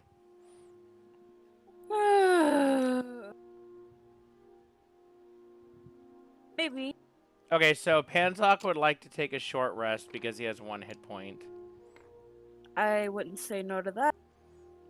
Okay, so... 1 hit point or 11. What difference does it make if you take enough damage each round to go down anyways? True. So Kara All let's- right. Let's go Everybody into hand this me all room. your items. on the table. Oh, yeah, Wait, how does Identify work? As a ritual, it takes 11 minutes to cast, and it will tell you the properties of a magic item. If it's magic. Okay, so... Dinner table fit for a lizard king. So could we overlap that? Like, could we do the 2 hour... Oh, wait, is it 1 hour? How long is a short rest? Wait, if we do a short rest and I spend the entire time doing Identify, does that count as a short rest for me? No, but you don't need it if you're full health. Well, Right. touche. Yeah, you have to spend a short rest. You can't do anything more taxing than tending to wounds, and you'd be taking your action every turn to cast a ritual. So, no, you could not take a short rest. If you're casting it, I would probably let you do 1 cast of Identify during the short rest as a ritual. But Or if we have multiple items, so I haven't really taken damage and shit, Right. then I could identify everything. or each person, because during a short rest, you can also identify an item by just looking at it and like examining it. So every person could also just take an item and do that, and you would still get the benefits of a short rest. But if you don't need one, then it's whatever. Okay, so I think Pantok is going to roll his hit dice. Justina is not. And I think the other 2 are at full hit points. So I can just give you the items that I think are magical, and then you can try to identify them. Okay, so Pantok is going to roll both his d6s because he's really, really low. Okay. There's Yep. no Everyone, D6. Okay. everyone, go ahead and roll your hit dice if you'd like to heal. Okay, Yeah. Pantok gets 4 plus 2, so that's 6. So he's now at 7. Oh shit. Yeah, I'm gonna do one Well- more. I want to be full health. I'm Is at full health still. 4, plus 2. Okay, so Pantok is at full health and he has 0 hit dice left. But he's also going to use Arcane Recovery to regain a spell slot. Oops. And now his Arcane Recovery is used up, and now he has 3 level 1 spell slots. So All right. And were you doing any sort of like alarm rituals or anything before the short rest? Oh, yeah. Yeah. I don't want to waste my long... Okay, where do you guys... I can really only do 1 because it's going to take 10 minutes for each alarm ritual. Where do you guys think that I should put the alarm?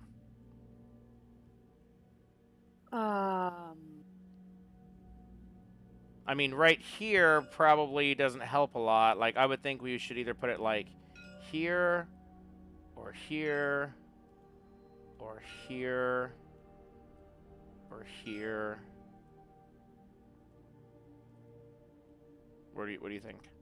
I would say either here or here, because it's more likely that something might come out of the deep dark basement, or alternatively something could come to the moat house. Although if you were to ask me, I'd say the basement sounds more dangerous than anybody coming to this abandoned building.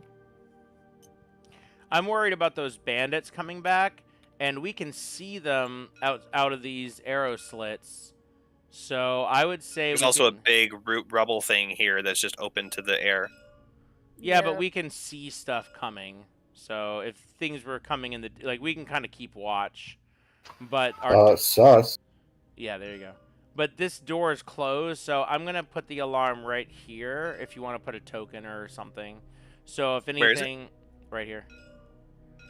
Got so if anything, it enters the moat house through the drawbridge door, then my alarm will go off like crazy. So I'm not guarding the basement. I'm just hoping nothing is going to come up from there. And then we just need to keep watch out this open area and keep watching off into the distance and see if anything approaches.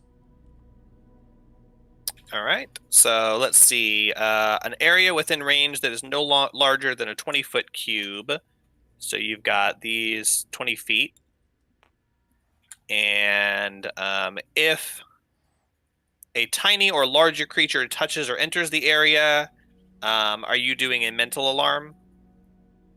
Yeah. Or an audible? Okay, so you will hear a mental alarm if a creature that is not tiny or smaller enters that area. Oh, and Justina gets her wild shapes back because they recharge on short rest.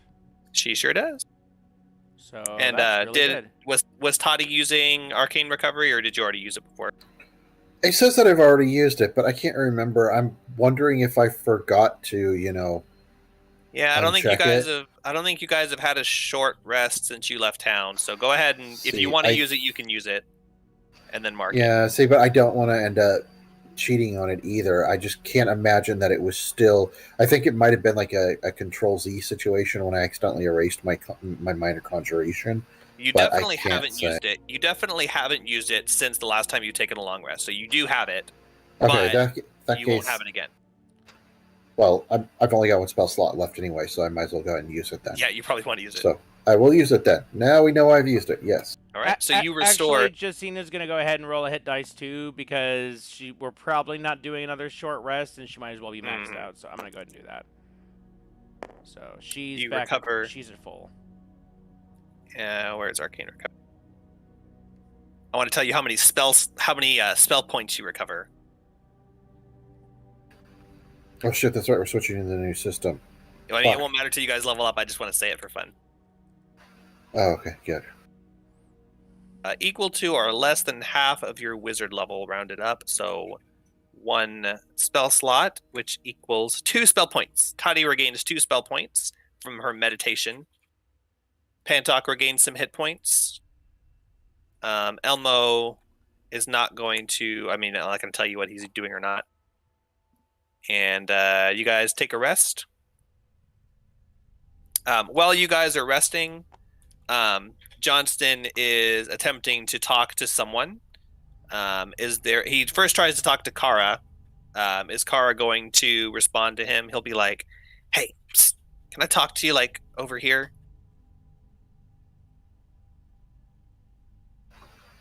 To me? Kara. Okay. Yes. He wants to like bring you into the corner and talk away from everyone else. Not necessarily like he doesn't. It's not like sus. He's just like he doesn't want to interrupt them. Okay. He tells you. He goes, "Hey, listen. Hmm. I mean, you guys seem great and all, but especially after that battle, like I've never been into the basement, and they've always told me to keep out of the basement, and I'm really not looking to die anytime soon, preferably. Like that's kind of the reason why I gave up and didn't fight you guys. If you guys are like dead set on going down there, I'd really like to just leave." Well,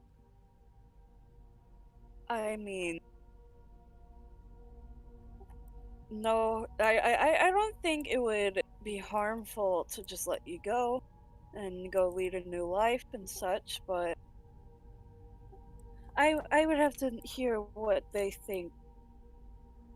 He says, "Yeah. I mean, I understand, and I mean, I'm not innocent or anything here. I just really don't want to go down there. So, I mean, I've really been helpful to you guys. Like I told you where that treasure was. I've really told you everything I know, but there is one thing I've been holding out on just to kind of protect myself. But I'm only going to offer it to you if your party agrees to let me go after I tell you." Fine. I mean, you probably want to get their consent first. I don't want to have you agree to it and then I tell you and then they don't let me go. But if you don't let me go, I won't tell you the information. But you guys can treat me as a prisoner if you want. I mean, I'm not obligated to tell you. You can kill me if you want. But I would like to offer you this information, which I think will be helpful to you, only on the condition that I'm not going with you. Okay, I will have to talk with them, and I will side on your behalf to let you go. He says, because "Great, I let me like know." information.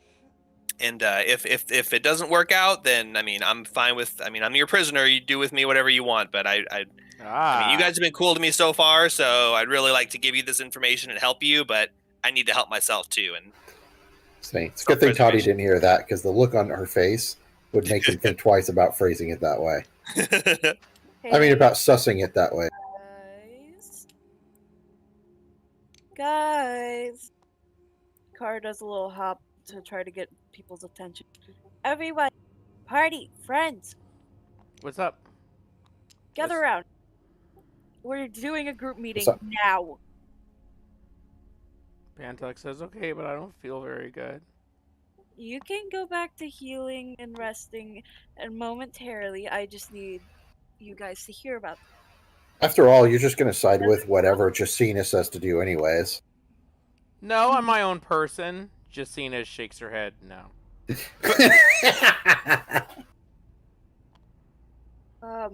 Kara wants you guys to do that little group huddle thing. Johnston's plugging his ears. He's respecting you. He's turned around facing the wall. He's got his hands cupped over his ears, earmuffs. So good. Johnston over here says he has one last piece of information, which I find very interesting.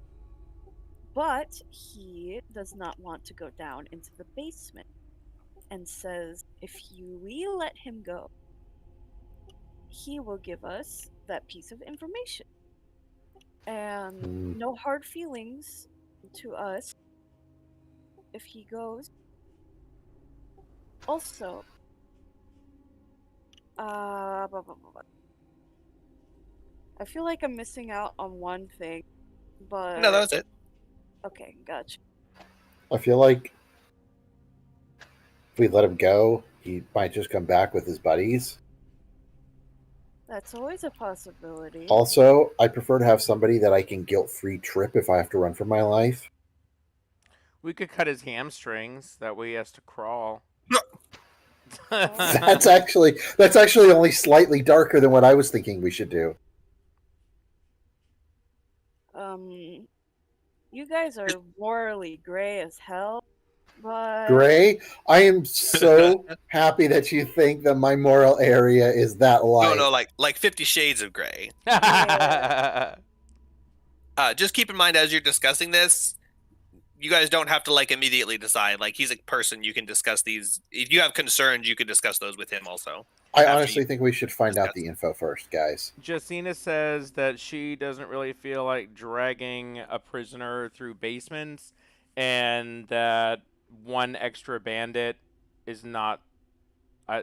Doesn't really Well, seem like too much of a threat. see, but that's what I call a good time. oh my god. Dragging a prisoner through a basement. I say I don't really care. I just want the information. I just want the information. I just want the information. But I feel like we should find out what the information is first and then decide. I feel like we hold all the cards here, you know? Hmm.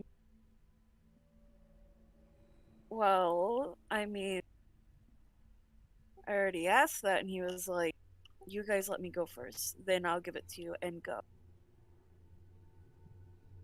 So I bet if we start to drag him into the basement, the more we're down there, the more likely he'll be willing to give us that information first.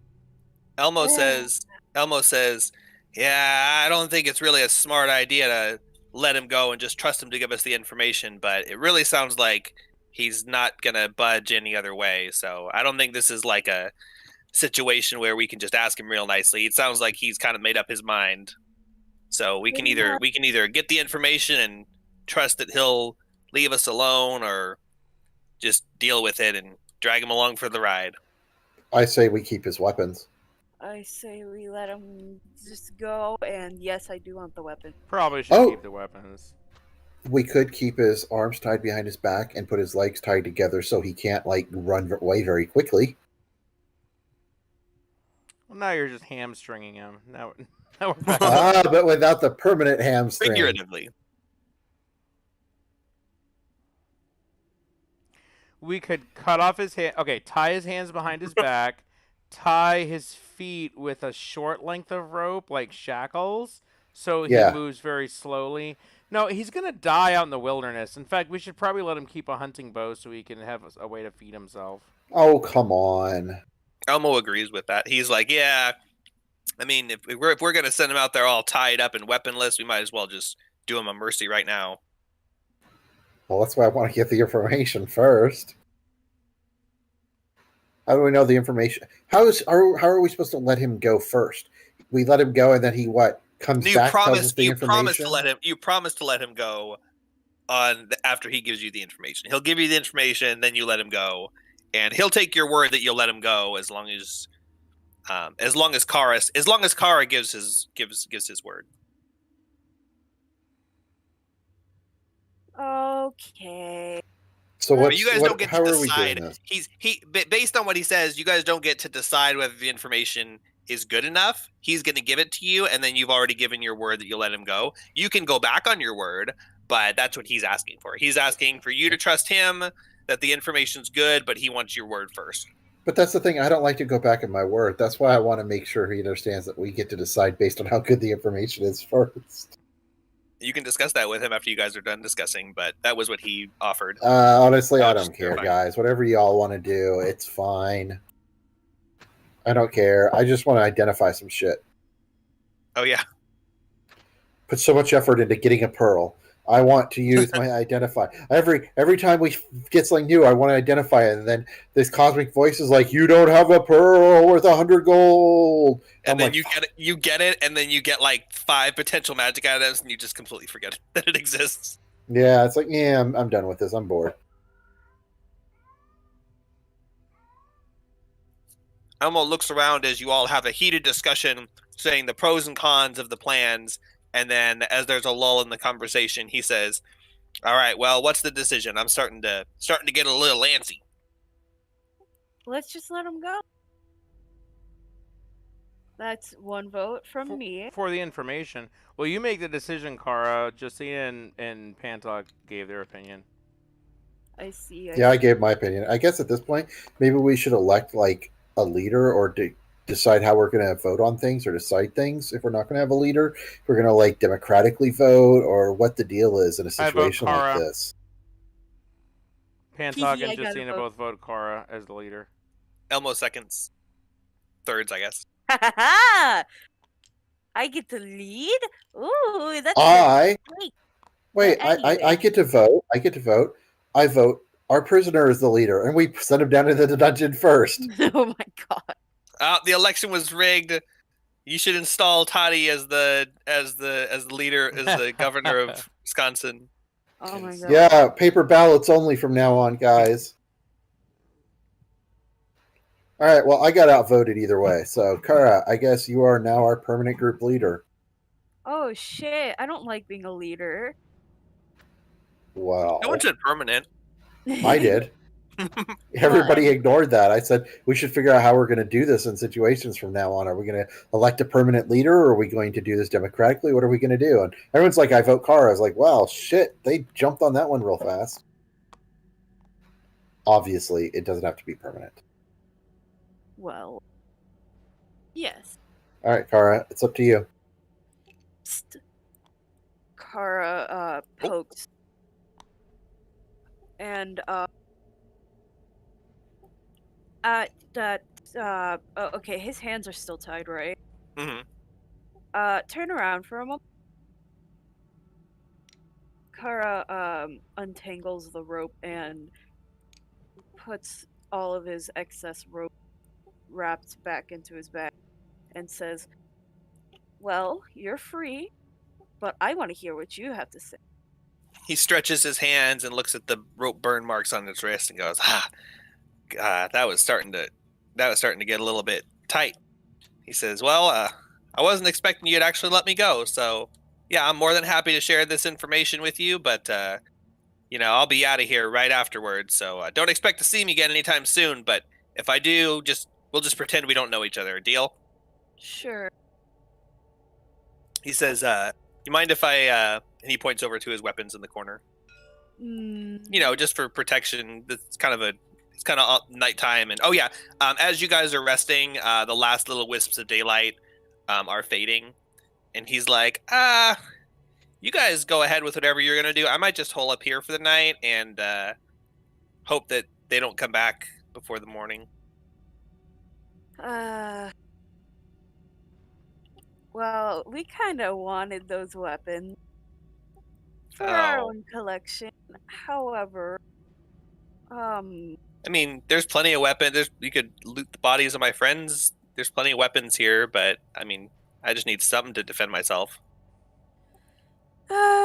fine. Only because I don't want to leave a bad, sour impression, just in case of any future encounters. But yeah, go ahead. Yay! He runs over and he'll pick up his light crossbow, and I think he had like a mace or something, and he'll just grab those. And then he goes to you guys and he goes, what? Information. Yeah, he says, well, I wasn't expecting you guys to let me go, but hopefully this will help you a little bit. I mean, it's not exactly, the big bad evil guy's master plan or anything, but hopefully it'll help you out a little bit. The first thing that they told us when I joined this gang is if we're ever in a situation where we need to identify ourselves to someone else and like make sure that they don't outright attack us, and he holds up his forearms crossed in front of his face and he says, just do this and that'll let them know that you're part of the gang. Wait, are you serious? Our way of identifying ourselves to somebody who thinks we're a potential enemy is to block our line of sight from them and expose our abdomen and midsection? Really? You think we're that fucking stupid?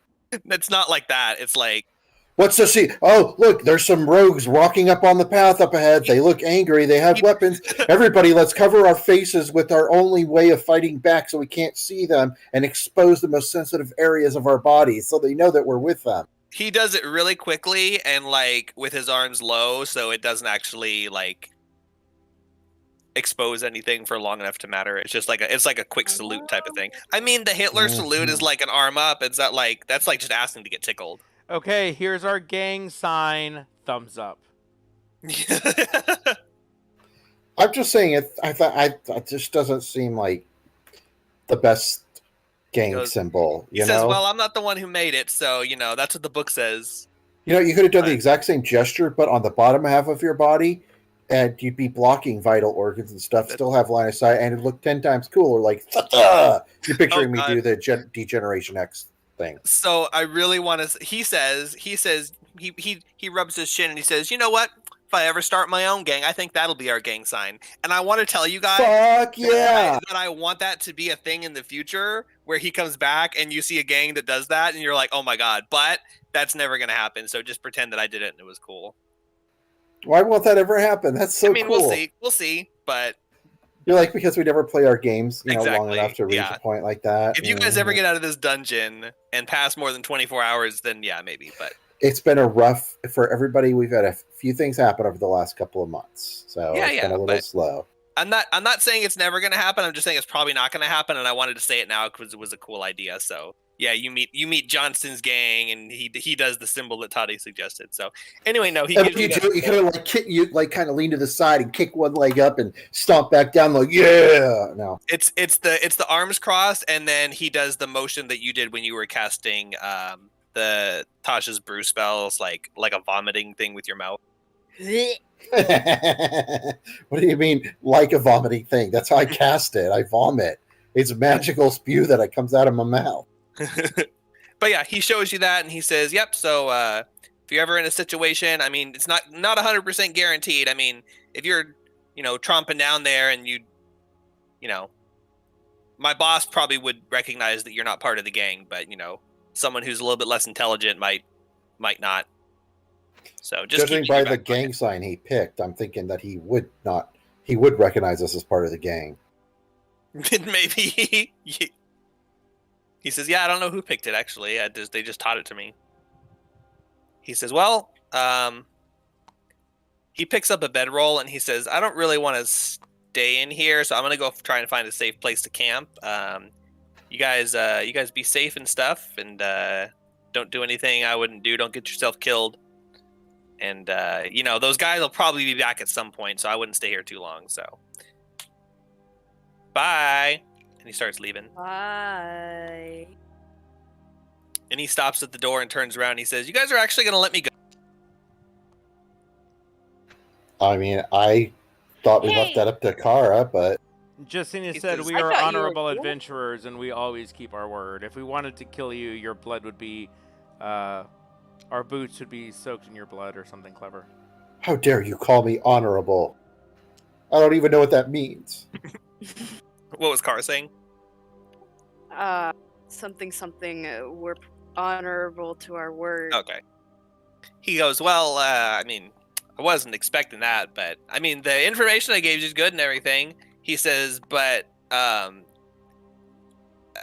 one other tip, it might not work. I mean, you guys are very obviously like adventurers, so Yes. I mean, if you're tromping into someone else's hideout and you throw up the gang sign, I'd probably try and dress a little bit. You got to kind of dress the part, I see. No, I don't know. And I look down Hey. at my incredibly slutty outfit. I look over to the multiple corpses around the room. I assume they're. Oh yeah, you guys like slid them out of the way. They're like wearing armor and stuff.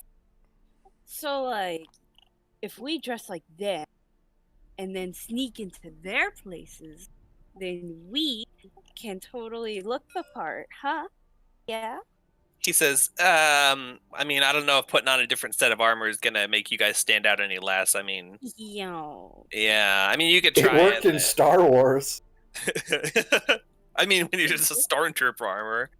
But he goes, "Yeah, I mean, the sign itself is like is nice and all, but it might not be a bad idea to combine it with something else that kind of makes you look the part." Like what? Do you so- guys wear colors, specific colors, or like bandanas or something? No, I'm just saying we kind of like recognize each other. You can just kind of tell, but since you guys are complete strangers, it just might not be a bad idea to, I don't know, just look the part. I don't know. It's just Like when we saw you guys burst in, it's like we're like, you know what? Those are adventurers. Kill them. So I think even if you guys did the hand sign, we probably would have still attacked you. So I don't know. Well, just then this doesn't sound like useful information now, does it? just one final tip. I mean, it's still useful information. It can still work. It's just, you know. Can we ask him about his gang and what they were doing here, and if this was their main headquarters or if they're part of a larger group? Maybe question them a little bit on their whole situation. He says he's kind of giving you all that he's got. He joined this gang as just they're just a group of cutthroat bandits, and they've robbed people on the wayside, on the roads, for miles around. They go to a place and rob some people, and then come back here. He doesn't know a whole lot more. He's only been with them for like a week. He's taught this hand sign, and they hide out here, and then they travel out, rob people, and come back.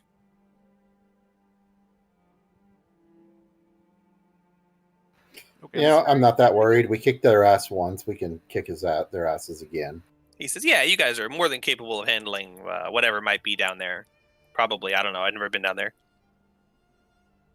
Okay. Well, because considering the last basement we went into, holy shit. Yeah. We met a fucking demigod that's like outside of this universe. And your alarm goes off, Pantok. You hear loud ringing in your ears. Oh, Oh, god damn it, I did get to identify one item. That's him leaving. Oh, thank god. Nothing else happens. Unless he has his buddies waiting there for him so that they could go in as soon as he leaves. It's possible. Does the alarm work? Does like it have like a snooze button, or like can you just like turn it off? Or and now be that like, it's- oh, I know what it is. Or you is it, just like, turn off in disabled your now? head? Yeah. Yeah, Pandog doesn't even say anything because he figures that's probably the guy leaving.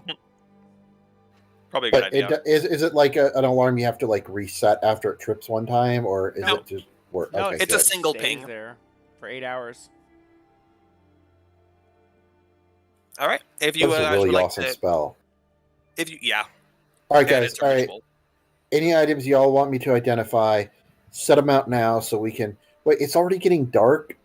Yeah, you guys have been traveling. You traveled here. It took you 8 hours to get here, and you've That's been right. wandering around for an hour and a half. So And we're yeah, just gonna it's do a. starting And we're just gonna do a short rest now instead of. Whatever. You're welcome to try and long rest here if you want. Long rest. I don't care mean, that much. We probably will need a long rest here before we leave because we don't want to go out and travel at a forced march in the pitch dark. But we do have more time tonight. It's not bedtime yet. Yeah, we're well. I mean, we can stay up as late as we want, but we're Because we're adults. yeah. Be right back. Okay, basically, Well, most of us. I'm not. we probably won't do another short rest. We'll probably do a long rest next time, but we'll want to. I mean, this is an okay place to long rest, but yeah, we don't need to do that yet. Excuse me. Long rest is also going to be more of a chance for stuff to attack us. Okay, so Hold on. Were you gonna say about the magic item? I was gonna say, yeah. Everybody set out the items that I need to inspect and shit, so I can, do that. So that we don't, after the short rest, we're like, all right. So what were the magic items? And Jake's like, you never said. well, Exactly. I think it's 10 minutes per, and we're resting here. I'll tell for- you if you Yeah, want so me to. I think we can just kind of go through them. So Pantok, Can I tell you I was Oh, role y- playing. and request what information I want? yes. I'm going to use the bathroom, so you guys collect what information you want, and then tell me after I get back. And if you guys want to take a break, then you can too. Do I need to list the items for him to check, or Every individual can inspect one item that you've obtained during the rest. Toddy, if she is casting in identify on each item, she can identify up to 5 items during the rest.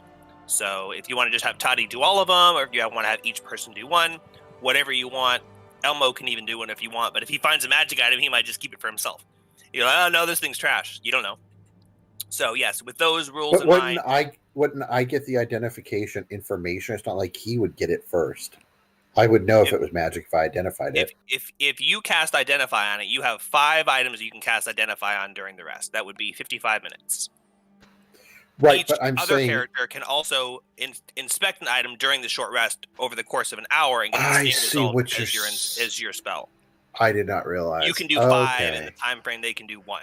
So you can investigate up to 10 items, 5 from Toddy, 1 for each other person. So you I guys see. decide which items. You guys wrote down the items. Elmo holds up a shield. He goes, "Oh, I've got this thing if anyone wants to look at it." Other than that, you guys decide who's inspecting what item, compile a list of up to 10 and who's inspecting them. I'm going to use the bathroom and come back. Okay. And we can also use this time to take a break once you guys are done. But I don't need to be part of this, so you guys do that. BRB.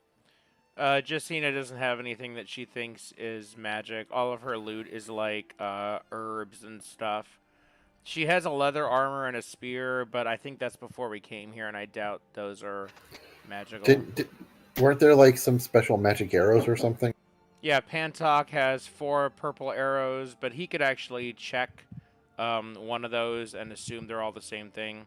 He also has a jug of oil, which I'm guessing is mundane, but it could be something. An inlaid wooden box with ivory, which is probably just treasure. A set of crystal flagon with 4 goblets, probably just treasure. 2 bolts of fine cloth. I think all that stuff is just treasure. So, other than the purple arrows, which he can check himself, I don't think I have anything that I want to inspect. Kara's AFK. I'm gonna go look at their items. Wow. Let's see. They have medium scale mail, crossbow with a broken string, which, you know, could be magical. Ivory box, probably nah. Pixie dust, badger teeth. An amulet that literally is humming and glowing and saying, I'm magic, probably mundane. Oh, they do have a silver ring. That'd probably be good to check. Jewelry is definitely worth checking. I don't think a set of crystal goblets is going to be magic. So I would say, and they have a shield. So an extra shield. So I don't know where we found that. So I'd probably check their, but I mean they can also just check one. So back.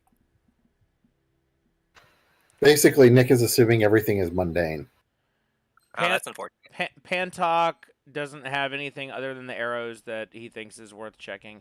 If you want, you could check any of the items that I list. I don't think the box is going to be magical. I don't think the crystal goblets are magical.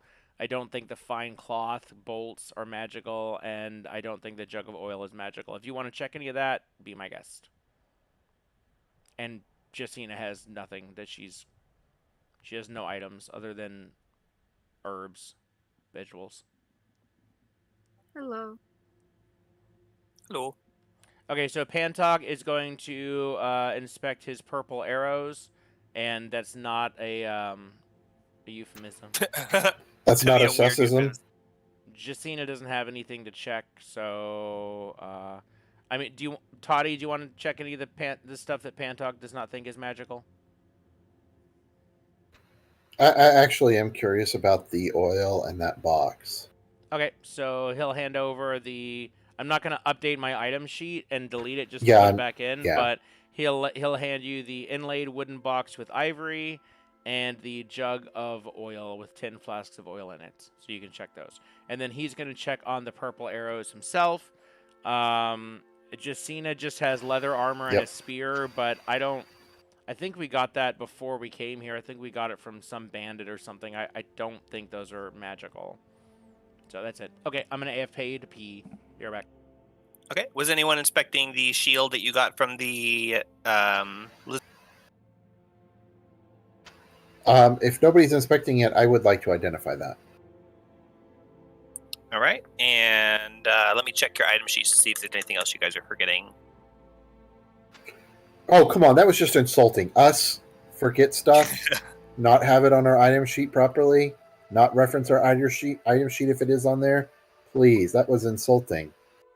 Let's see. Kara has a crossbow without a string, a suit of scale mail. I think that's it. Let's see. Pantok has the arrows. Pantok has a wooden box with ivory. Kara has ivory box. I don't know if that was just a duplicate. I think it might have been. Probably. Probably. Let's see. Crystal flagon, 4 goblets, watch of leather. Jacina has just forage stuff, looks like, and armor and a spear. You guys still haven't looted the bandits. Well, shit. And yeah, other than that, that looks like everything. And then the shield, which Elmo has, which no one has written down yet. So then I've got... Okay, in that case, I want to loot the bandits. Really thoroughly check them. Like, check Nature's pockets and everything. All right, give me one moment. No, I just connected from game. Oh shit, you did. That game's still up, so you can just rejoin, hopefully. Yeah, hopefully.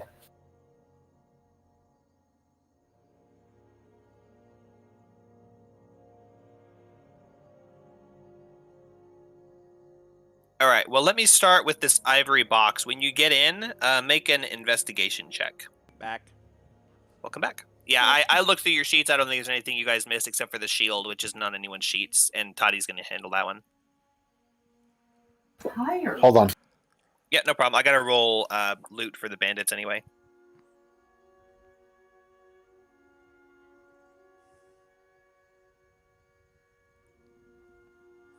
Shit, how many did you guys kill?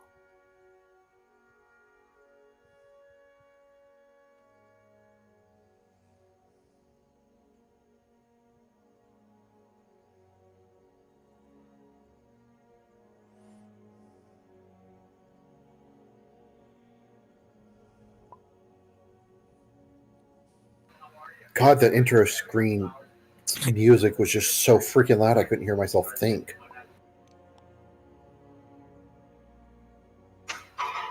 Okay, yeah, I want to thoroughly check them all though, and then yeah. All right, let's see.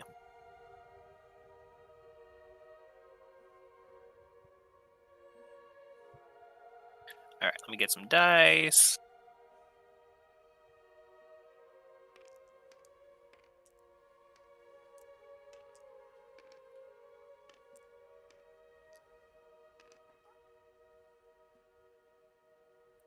Hello. Come on, give me the good stuff. Mama needs a pair of clothes.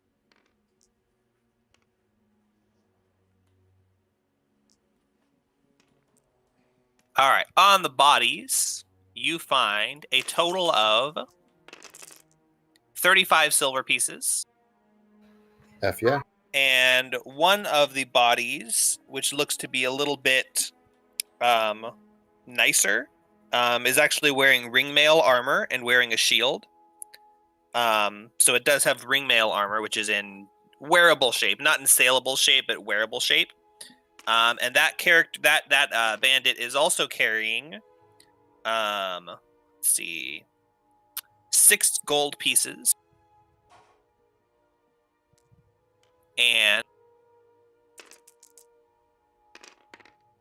8 electrum pieces. So make sure you write all of those down. 35 silver, 6 gold, 8 electrum. And a ringmail armor and wearable shape. Yes. Yep. And then I put it on my item sheet. That's only because I cannot remember which spot on the left with the fucked up graphic is which. So I've got to load it in a separate tab and look at it. You can just write the number afterwards too. You can do like 6 GP and whatever, so you remember what they are. But yeah, remember each one of those gold. Every one of those that adds up to a gold point. That's an additional experience point. Oh yeah. Speaking of which, let's get some rat XP real quick. I don't know. Okay, hold on. Oh yeah, go ahead.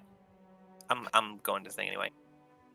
Oh yeah, no, you're fine. I'll move it over into my spot later. Just make sure you keep it tracked. I've got it written down. I'm going to fix it here in a minute. 20 sessions later. Does anybody know what the hell 35 SV is on my item sheet? God.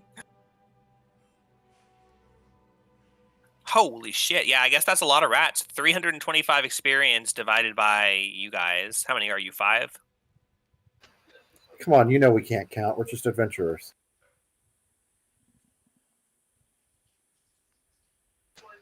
Yeah, there would be 5 of us with Alma. So 70 each. Yeah, 65 each. So everyone, please note down 65 experience points. I would say I'm not tracking them, but I am tracking them, but please track them yourselves. And Toddy was the one who looted those bodies, so you got some money. How much again? And when you get back in game and you're settled, please give me an investigation check. Did you say 63? 65 experience. Yeah, I'll give you an investigation check just a second.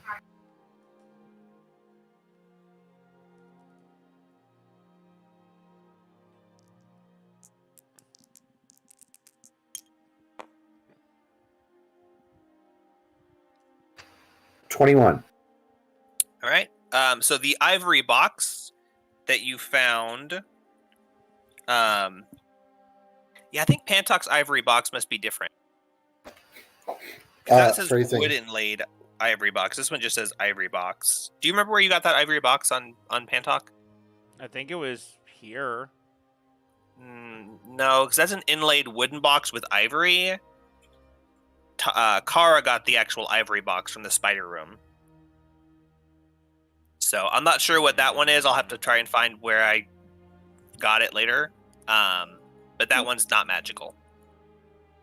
But I'm going to give the benefit of the doubt that you guys already inspected that one and determined it wasn't anything of value. And Kara's ivory box is not magical, but with your investigation, you believe that if this box was cleaned off well enough, it would probably be worth about 125 gold. Oh, So, shit. Kara, if you'd like to write the value of the ivory box on your sheet as 125 gold. Okay. Yeah, just assume one of us used our prestidigitation or whatever to clean it now. The grime is too deep and caked in to be cleaned with investigation. No. I don't know. I don't think prestidigitation works on that. I think it has to clean cloth. Oh, I thought there was one that did like clean stuff. It says an object. It says you instantly clean or soil an object no larger than 1 cubic foot. Oh shit. Yeah. But I feel like Oh shit. that's like superficial cleaning. Like if you drop something in a pile of sludge or something, yeah, you could use that to clean it off. But it's when it's like caked on like dirt and grime. I don't know. I'll have to look up and see what other people say about it, how they rule it. Raw, it would All work. I know is Toddy is never going to have to take a bath again. I mean, what's the difference between saying you cast prestidigitation and no, because you're not an object, you still get dirty. What's Oh, the but what if difference I view myself as an object and I only clean one part at a time? I view my foot as an object. I view my legs. Oh, that's going to take forever. Fuck. Yeah, you have to cut it off first, then prestidigitate it, and then regenerate it back on. Mending. But yeah, I mean, there's really no difference between that and saying I spend a short rest with a tooth and brush, like cleaning it. That's stupid anyway. Yeah, prestidigitation Flavor. works. Yeah. Anyway, you could flavor it. Yeah. So anyway, Well, it's no, it 100 really is up gold. to you. If you don't want prestidigitation to work, and we go off on the quest for the ivory toothbrush for the next 6 sessions. I mean, I don't foresee a situation where it becomes a problem, but if it does, then I'll just have to figure out a way that it makes prestidigitation not work. Like I saw a thing on Tiamat's Tavern before where it was talking about rust, and rust is not dirty. That's actual damage to the object, so with prestidigitation wouldn't clean it. This is just But grime. mending would. Mending would fix the holes, but there's still rust, which is for an object. I don't know. I think if you cast both mending and Yeah. prestidigitation at the same time, I'd probably let it just for creativity. Anyway, experience was given, and what else do we have? A jug of oil. So you investigate this jug of oil.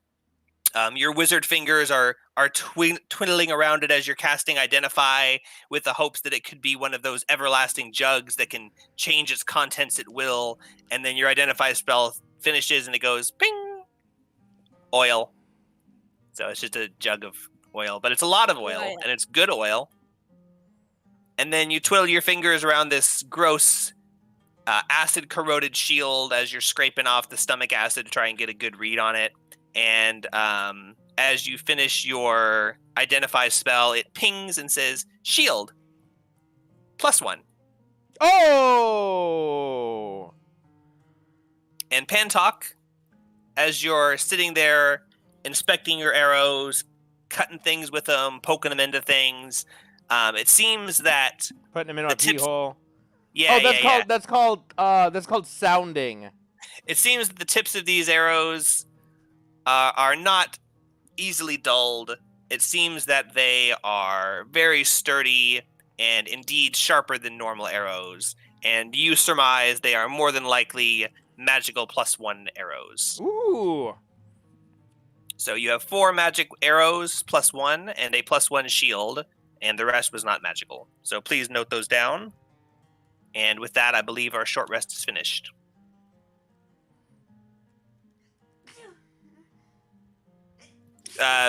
Kara, your crossbow's not magic either, Oh. since no one decided to inspect that one.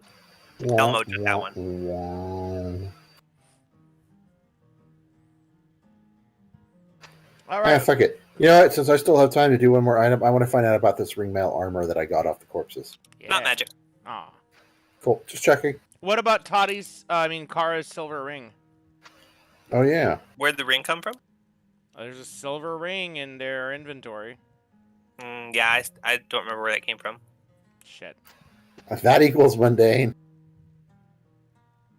I mean, it's mundane. I don't remember where it came from, but it's mundane. And the value is 0. Silver. A silver ring. I'll have to flip through my book and see if I can find it and check through our sessions and see if I can remember where it came from, because I do not remember where that could possibly have been from. Kara, did you update your item sheet with the +1 shield? Because I don't see it. I keep refreshing. Update. Hold on. Very important.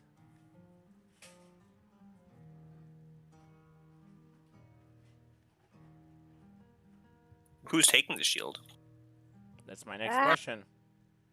Pantok's the one who identified it, wasn't he? No, it was It was Toddy. Yeah.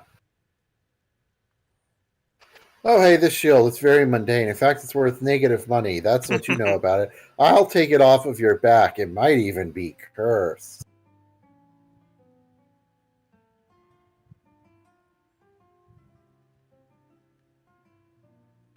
Nah, my character's not going to fuck over party mates like that.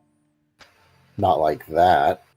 I mean, it looks to me like Justina is the only one with a shield equipped.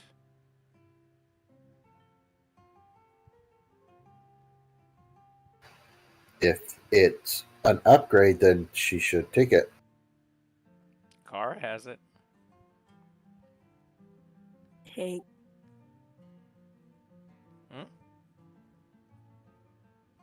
What'd you say?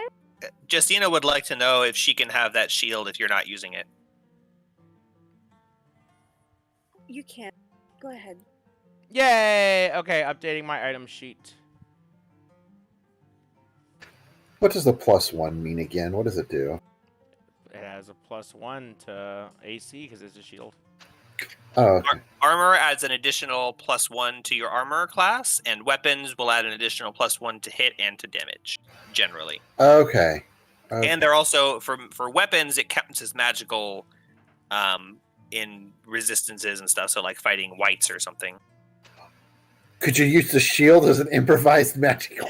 There is debate on that, and I would say absolutely yes. Fighting whites? That's problematic. No, it's not actually. And I want to take this one home as a pet and name it Betty. Hey, stop ripping yeah. off my earlier this year campaign. Yeah, I can't find that shield. That ring. So I'll check back in our sessions and see if I can find it. But I'm pretty sure it's just a ring. So it's not magical. All right, short rest is concluded. I believe treasure has been doled out and identified. How would you like to proceed? I believe we still have at least another hour, if not 2. Say that again. We should probably start doing. I mean, Something. do we want to try to delve into the basement now, or are we going to want to do some searching of the rooms first, and then maybe do a long rest, or how do you guys want to handle all this? We can search the rooms while we're here, unless you guys want to head on downstairs. Yeah, now Justina has... Wait. Eh? It's the same... Come on, man. I'm trying to get her shield updated. Dude, the dusty feedback. Sorry, I'm updating my gear info so I can get this thing to calculate correctly. So yeah, let's search the rooms where you guys want to go. There we go. 2 plus. Okay. Sorry about the bird, but All right, Justina's. Oh, thank God, 17 other people armor can hear class. that too. All right, so Justina's going to come back over here to these rooms, and Pantok will follow. I just thought my TMJ got a lot worse suddenly. And Justina's going to enter this room. Can you remind me what it looks like, and then she'll proceed to search it. Yep, with give me Pantok. 1 moment. This is the room that you guys haven't actually entered yet. Oh, So let shit. me re-describe it and see what you would like to do. Suddenly a swarm of rats appear. It's all rats, always was. Let's see this one. Okay, Brett Kahn. you know, Rhett's an actual name. You could have just called him Rhett. And that's what it always was was. his name. Let's see. That episode really had me in stitches. It was so stupid, the whole one, but whatever. It was good. I loved it. All right. Way this better door, than the following episode. I don't think I've watched the next one. Yeah, no, I still haven't, so no spoilers for that one. Is that Rick? No and Morty? spoilers. It was still Yeah. funny, but it wasn't nearly as funny as the previous episode. Okay. I'll keep that in mind. Yeah, I Rick and bought Morty. the new season of Rick and Morty so I can just watch it on YouTube instead of dicking around and waiting or whatever. And then I went to watch it, and then I realized, oh shit, I don't remember how the last season ended. So I watched the last episode of season 5, and I'm like, motherfucker, I don't know what's going on. So now I have to start all of season 5 over. But I don't Yeah, think that's going to help. I'm pretty sure the last episode is meant to be a fuck you to the fans. It used to be where the seasons weren't connected, it doesn't matter, and then right around season 3 you had to start actually knowing what had happened, only for throwbacks, because they don't do consistent stories, it's just throwbacks to previous episodes. So they're going to make jokes you just don't understand. The episodes themselves are good, but they'll be throwbacks you're not going to get, so you do have to watch them. Yep. As you open this door, or in this case reopen this door, your nostrils are assaulted by a pungent, musty stench of animal waste. Above, the ceiling is mostly intact, although moonlight peeks through several gaps here and there. The ceiling appears to be covered with a brown mold or fungus. The floor is a cluttered tangle of broken wooden furniture parts and piles of torn cloth, all covered with ochre-splattered stains. And in the corner, James is asleep on his mattress. We were all thinking it. Oh, I'm glad. We did peek in here because I saw brown mold and ran away. Okay, so actually, so yes, I move out of the room. Pantok is going to say that he wants to blast the brown mold with his firebolt. And then Jacina thinks whether or not that's a good idea or a bad idea. She tries to remember what brown mold is. Make a nature check.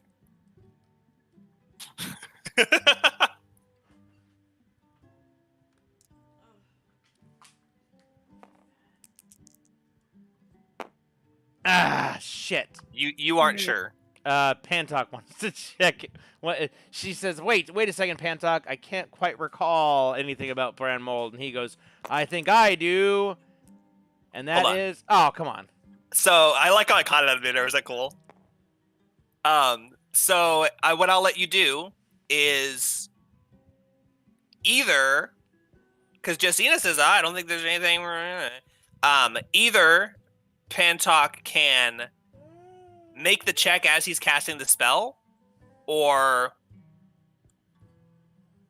just decide not to do it. Okay, cast the spell and makes the check. All right, roll it. I don't get the 13. I dropped that on the 13. That wasn't a roll. As your firebolt blasts out and strikes the mold, you remember all the memes about brown mold and Which- spreading on the sun because it's fire damage, What's because the brown mold. What's the The only thing that destroys again? brown mold is cold damage. What are you saying? I'm sorry. What's the bonus to my check? Int. Nature. Whatever nature is. Nature. That's right. Okay, +3, so 12. A 10 is enough to know that brown mold, the only thing that destroys it is cold, and fire feeds it and makes it spread. Okay. As your firebolt blasts it off the ceiling, and it crumbles to the ground harmlessly. At least it didn't spread. And immediately after that happens, You see it snaking up the fire's bolt towards his hands. you hear squeaking noises as a swarm of bats bursts down from the ceiling and starts blustering around. And since you're standing outside the room, you watch as they slowly flutter out through a hole in the ceiling and disappear. Holy bat! If you were in the room, that might have hurt as they kind of beat in your face and scratched your eyes. But yeah, they just seemed to want to get out of there. Yeah, so Justina says, yeah, that's what I was afraid of. But fear not, because I have Frostbite. And does Frostbite work on a...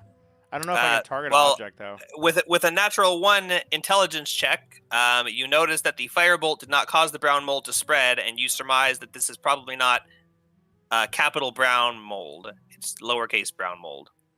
Oh. Otherwise, it would have doubled in size. Oh, yeah. Okay, that makes sense. All right, well, seems pretty safe then. Justina's going to go inside the room and start to carefully inspect. All right. And how long are you spending searching this room? So is there any particular areas for me to inspect, or just the whole thing? The floor has cluttered, tangled wooden furniture parts and piles of torn cloth stained with ochre-splattered odd stains. The ceiling above is mostly intact, but other than that, it's rubble.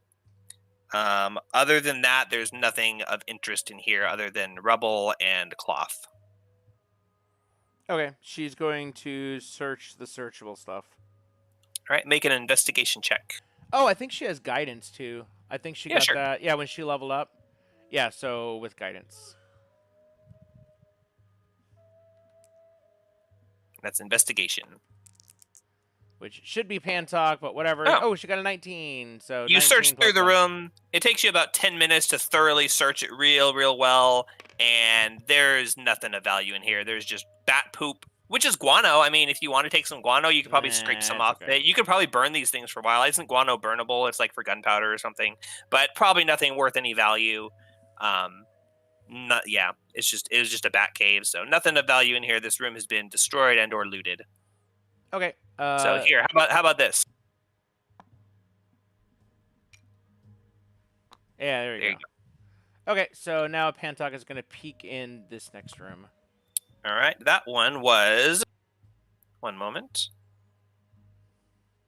This quaint chamber appears to have once been a bedroom. Splintered planks of wood and piles of rotting cloth are heaped about the floor in a jumbled mess. So similarly to that last one, but minus the bat poop.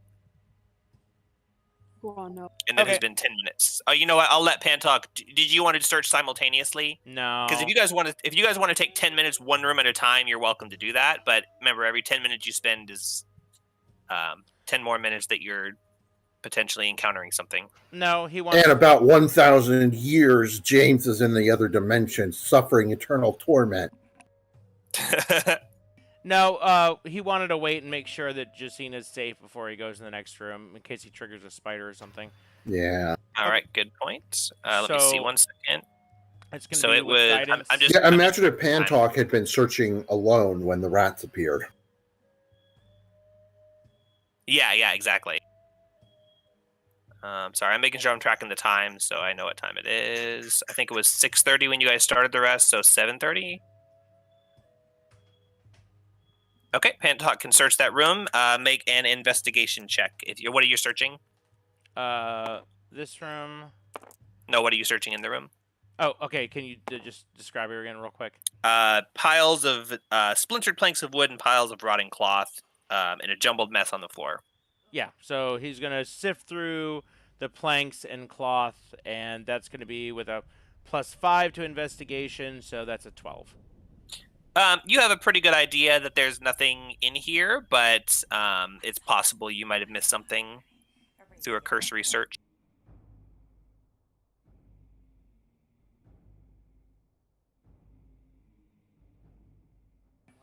Okay, so these 2 rooms are checked. Yes, would you like me to mark it off? Yep. Hello, may I check this room? I Oh, did last night. By the way, I think I need to wrap up around 11. What time is it now? 10:30? 10:20. Oh yeah, Okay. that's right. You're on a different time. Wait, Yeah. is it 9:30 there? 8:30. What? God. 2 hours behind. All right, Kara wanted to check out this room. All right, go ahead and enter it, and I'll describe it to you. This room is this 15 by 20 foot chamber has a truncated northwest wall. That's the little half wall up there. The floor is littered with woody debris, perhaps the remains of a once fine table and numerous chairs. Its dirt and wreckage show no signs of any recent occupant, although a couple of small rats were seen scurrying away when you approached this room last, but there are no more rats in this room, thankfully.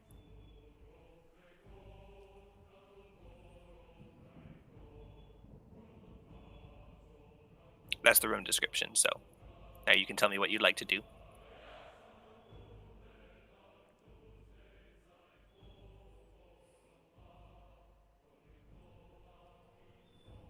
Kara?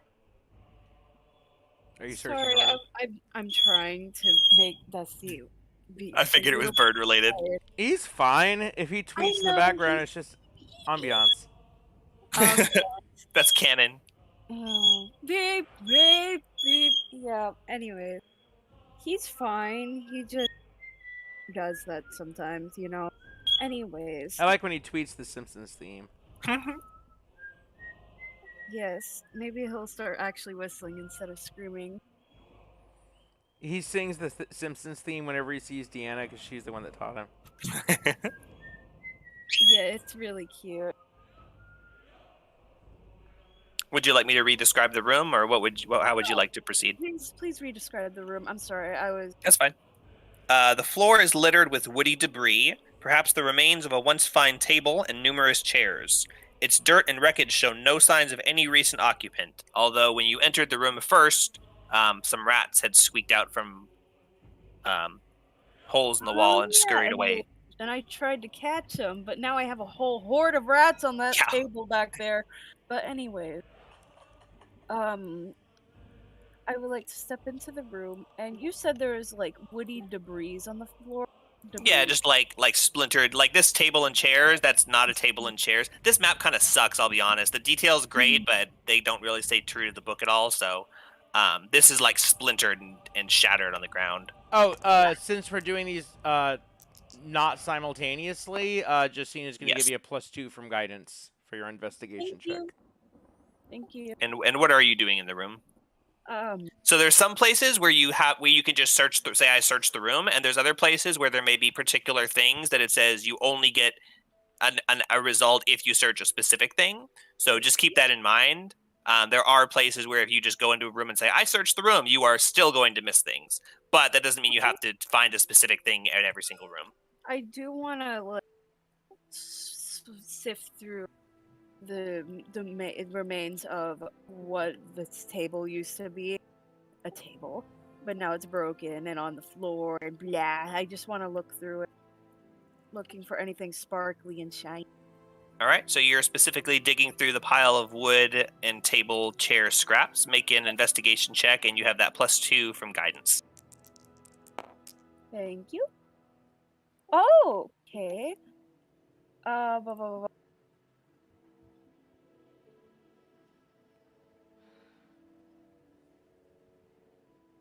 Investigation, correct? Yes. 21. You are thoroughly certain that this table and wood has nothing of value in it. Blah. Okay. Well, there's still stuff on the floor, and I want to go around the room searching on the floor and pretty much the rest of the room. All right. You are spending another 10 minutes to investigate the rest of the room. Make another investigation check and roll that guidance die also. Oh yeah, guidance. That's me. +4.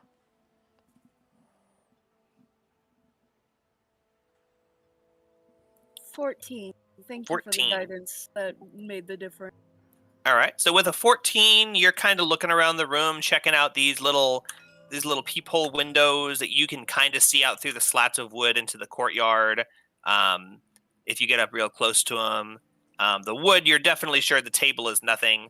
But there's kind of a little. It's like real broken down and dirty and leaning to one side. Right here, there's like a wall case, which is just kind of like shattered and leaning. And there's absolutely nothing in it. The contents are completely empty. But as you're like getting closer and inspecting it real close, you get behind it, and wedged behind it, there is a sorry, I thought it said it right here. Where is it? Yes, a longsword is wedged behind it, caked in dust and dirt. Ooh. You can just barely see the hilt of it sticking out as you peer around.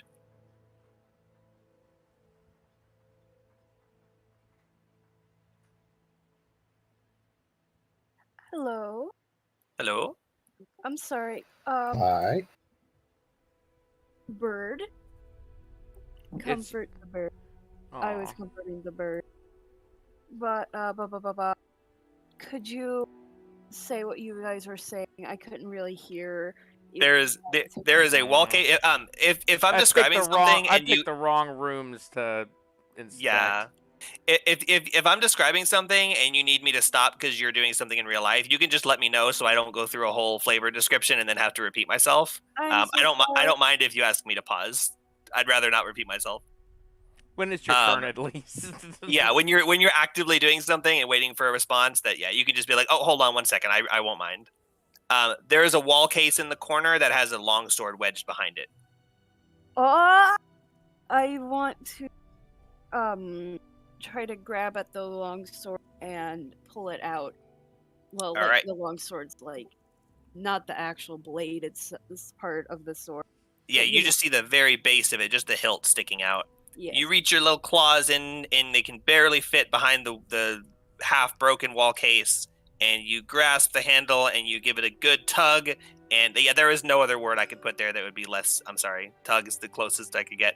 You grab it and tug it out, and as you pull it out, the wall case collapses and shatters on the floor, but you are now holding what looks to be a very nice, well-crafted longsword. Ooh. Hey, for 10 minutes, we can have Toddy identify and see if it's magical. Yeah, well, it's the other people are investigating stuff. Goddamn straight, it's nice to be useful for once. I poke or tug at Toddy's like cape. I don't know if they actually have a cape, but Trust me, if you're tugging at anything cape-like, you better be careful you don't tug too hard because I'm going to be standing in a windy gust there. Oh my god. Well, anyway. Hey. I mean, you've seen my character drawing. Maybe you haven't seen my character drawing. No, I Never have mind. not. I have not. Hey, Kara, what's up? It's Kara. Hmm. Sorry. I found this longsword. It looks very pretty. It might be magical, and you should identify it. All right. Well, do you want me just to hold on to it for now? Do you want me to go back to the other room and go identify it? Pantok says I While can y'all check search? the big room while you guys while you're identifying that if you want. It should All right. take I'm about going to go the same back to time. the other room and I'm going to identify it then. And Might not be a Yeah, bad I'll idea let to you stay know. with your party. There's no reason for you to go back to the other room unless you particularly have an affinity for it. no. Here, we can sit at the table together and identify Okay. it together. May I assist in any way in They the don't know. identifying process? I'm new to this myself, so Okay, so Pantok is going to inspect something in this room. Can you describe the big room? Yes, one moment. And he has guidance from Jacina. This big room And I'm assuming, so while this is going on, Toddy is also casting Identify on the thing, wherever you want to be. Yes. I don't know why you decided you're going to move all the way back into that room, but I don't care where you want to be. There's just no reason for you to be back there necessarily. So, the corridor ends at this open corner chamber, perhaps 40 feet wide and 20 feet deep. The room is mostly empty, save for some scattered rubble, which is in this corner. The southeast corner wall has fully collapsed into the moat and provides a potential exit. So this is a similar exit as the one up in the bigger room. One moment.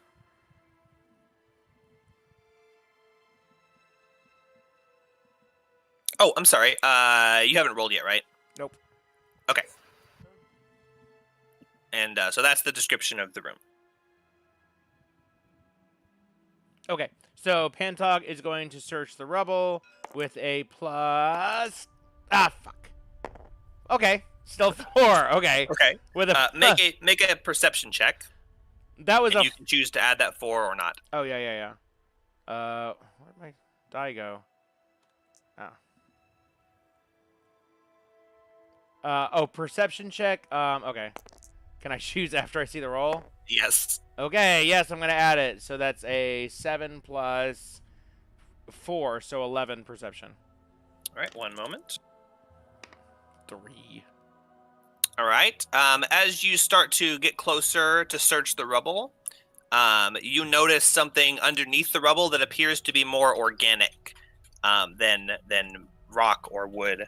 And as you kind of peer down into it carefully without disturbing it, it looks like there is some sort of slimy creature down there, which you can make a nature check to identify if you like. Yes, without guidance. Ah! Come on. Okay, 13. It appears to be some sort of leech, but it is very, very big, and you can't quite see the end of it through the rubble. Like, you see it through several different parts of the rubble, and you're like, yep, there's some of it over there, there's some of it over there. And it looks like it's kind of resting right now, but you believe if you try to dig through this rubble, you would likely disturb it. Okay, so Pantok is going to back up a little bit, and actually a little more. And he's going to tell Josina what he saw, and she's going to say, "Hey, Elmo, go tell the party to get over here as quick as they can. We think we found some creature we want to blast."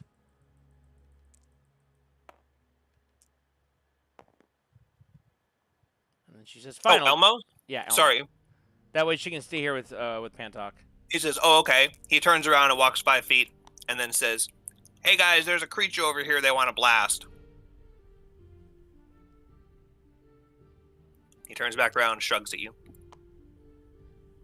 Jacina says, "Okay, I guess it's just up to me and you, Pantok." And he goes, "Okay, I'm ready."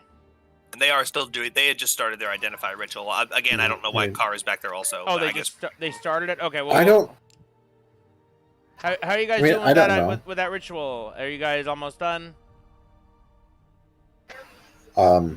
We just started. All right, let me know when you're done, because we found something in here we want to kill.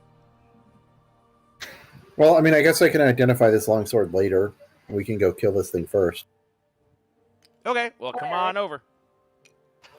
And the longsword is the longsword on your item sheet, or do you want me to put it on mine for now? I'll put it on mine since I found. Yeah, Okay. remember, when you get an item, you don't actually get it unless you write it down, so you should do that right Yeah. away. Yep. Yeah, because of the fact that I was holding on to it and then the ritual got interrupted. That's why I was asking, because I didn't want this to then be like, hey, what happened to that longsword? Thank you for asking. Wow, Zach remembered something from the game and did something.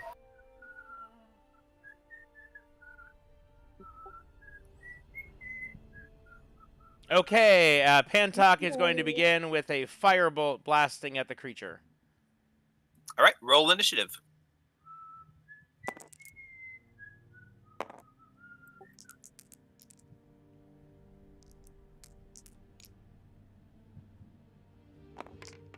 Pantok got a 20. Nice. Yes. And Justina is 19. And Toddy got a 7.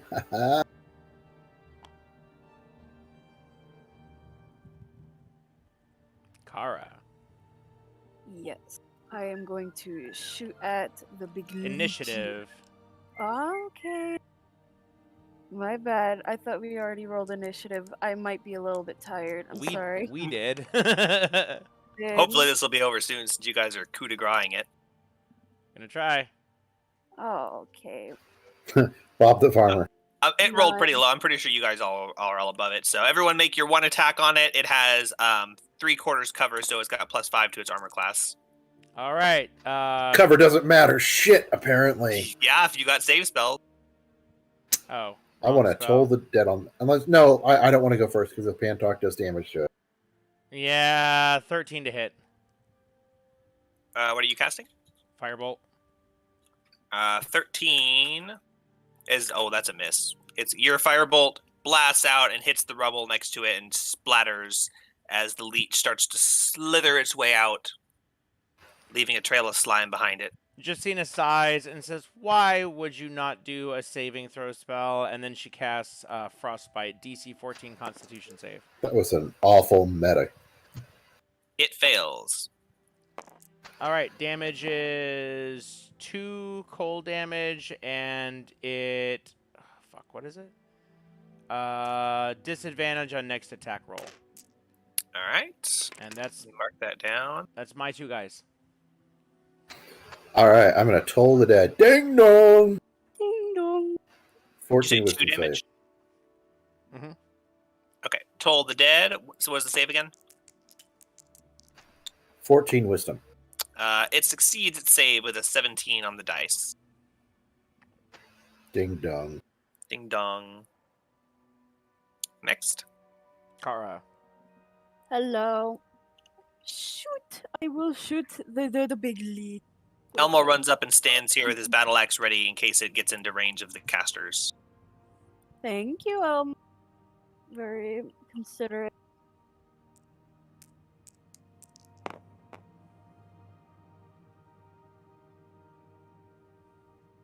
Whiff, plink, as the crossbow bolt, or as the arrow whips past it and sticks into some of the rubble as it's crawling out and slithering between the rocks. That was a 15, but rip. Yeah, big grip. Was that everyone? Yep. I believe so. All right, everyone but Elmo, and he's got his weapon readied. He doesn't have a ranged item? A ranged weapon? No? Pantalk is going to toss him his cheesy hand axe and say, "Here, make good use of this." As you hold it up, he waves his hand and he says, "Nah, I've got this. Fine. I'm not very good at the whole long range thing. Plus, that thing's kind of hiding behind rocks, so I don't think attacking it right now is Oh, very yeah, good point. And the leech slithers out, and as soon as it comes out from the rocks, it lunges forward at the first target, which for some reason is Pantalk. Yitch. Ah, not again. And, let's see, 14 does a 17 hit. Ah, well, yeah, that would even hit Josina, so yes. All right. You take... Oh, shit. You take 6 piercing damage, and you are grappled by the leech as its sucking mouth is attached to your leg and starts draining your blood. Ah, damn it! Why do I not position myself better? Yeah, I don't know why you ran Pantalk all the way up front, blasted it, and then didn't move at the end of your turn. So anyway, we're back to yeah. initiative.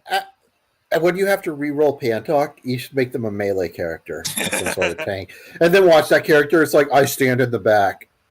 This is the difference I between growl. intelligence and wisdom. Intelligence is finding the hidden item in the room, and wisdom is learning from your mistakes.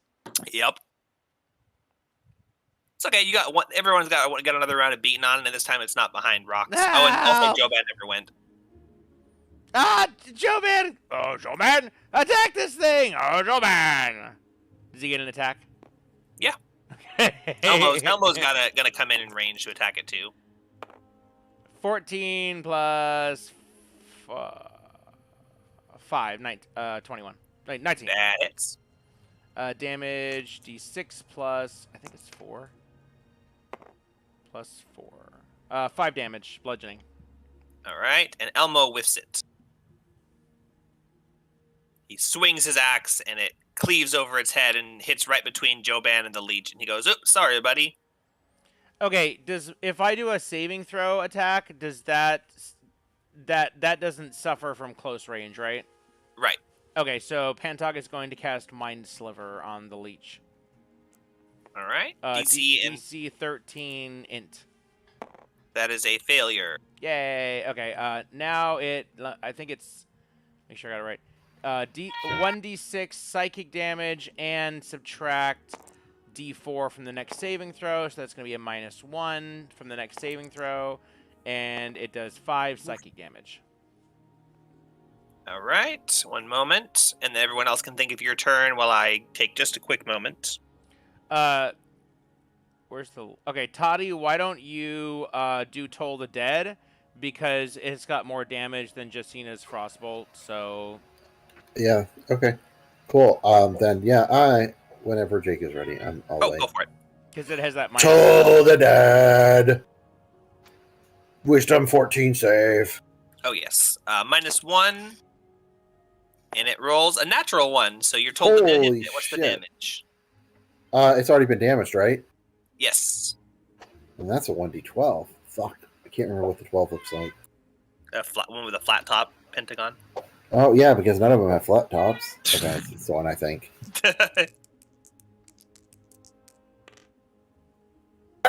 4. For total? Berry and banana nut. Oh, that's right. What is his thing do? No, That's... 4 total. I was just making sure. yeah, but he gave it his- -1 to the DC, which it didn't. It failed. Oh, that's right. That's what I was thinking. He did extra damage or something. All right, it has been damaged, and it is still alive, although it doesn't look very healthy. But it's still sucking Pantox. It was a leech. How healthy could it have looked? Oh, it looks engorged. It's Just big old looking fat. sweet. It looks like it's had some tasty meals lately. Well, to be fair, at times Trump looks pretty healthy. At times. Exactly. That's the kind of healthy it looks. That's exactly it. Hey, I'm gonna send a picture of my character, No, he doesn't. Kara, in Discord, so you can see it, so you can get why I was laughing when you're saying you're tugging at my cape. Yes. Who hasn't gone? Give me a second. Justina and Kara. Okay, Justine will go next. Oh, and also Joban. Joban. Yeah, she'll do Frostbolt. Maybe that'll save Justina's life. So 1d6 or Constitution DC 14. That's a fail. Good. No rush or anything, but Okay, it's just gonna- that's why I'm laughing. It's gonna have disadvantage on the next attack roll, and that's 4 damage, frost damage. All right, Joban wants to attack too. Joban. Joban already went, but the leech falls off of Pantok dead with Joban. blood dripping from its fangs. Yay! Oh my god, I just saw the art. And I wish I didn't. But actually, it's a cool character, but also very skimpy. I know. How many times have you heard me make slutty character jokes? Not like just today, but like period. Pantok, make a Constitution saving throw, please. No. Yeah, But, just one. on the grounds that it really hurts my case. 10 plus. God damn it. What's his? Hold on 1 second. You got a positive Constitution modifier. It's a 2. I think it's 2. Okay. Yeah. Noted. 12. Well, yes, 12. 12. Okay. And yeah, the leech is dead. You may proceed with what you were attempting to do before. And everyone gets some XP. Let me look it up. Elmo did shit that fight because he missed his only attack and he kind of just stood back and waited. So everyone gets the full 1/4 XP, 25 each.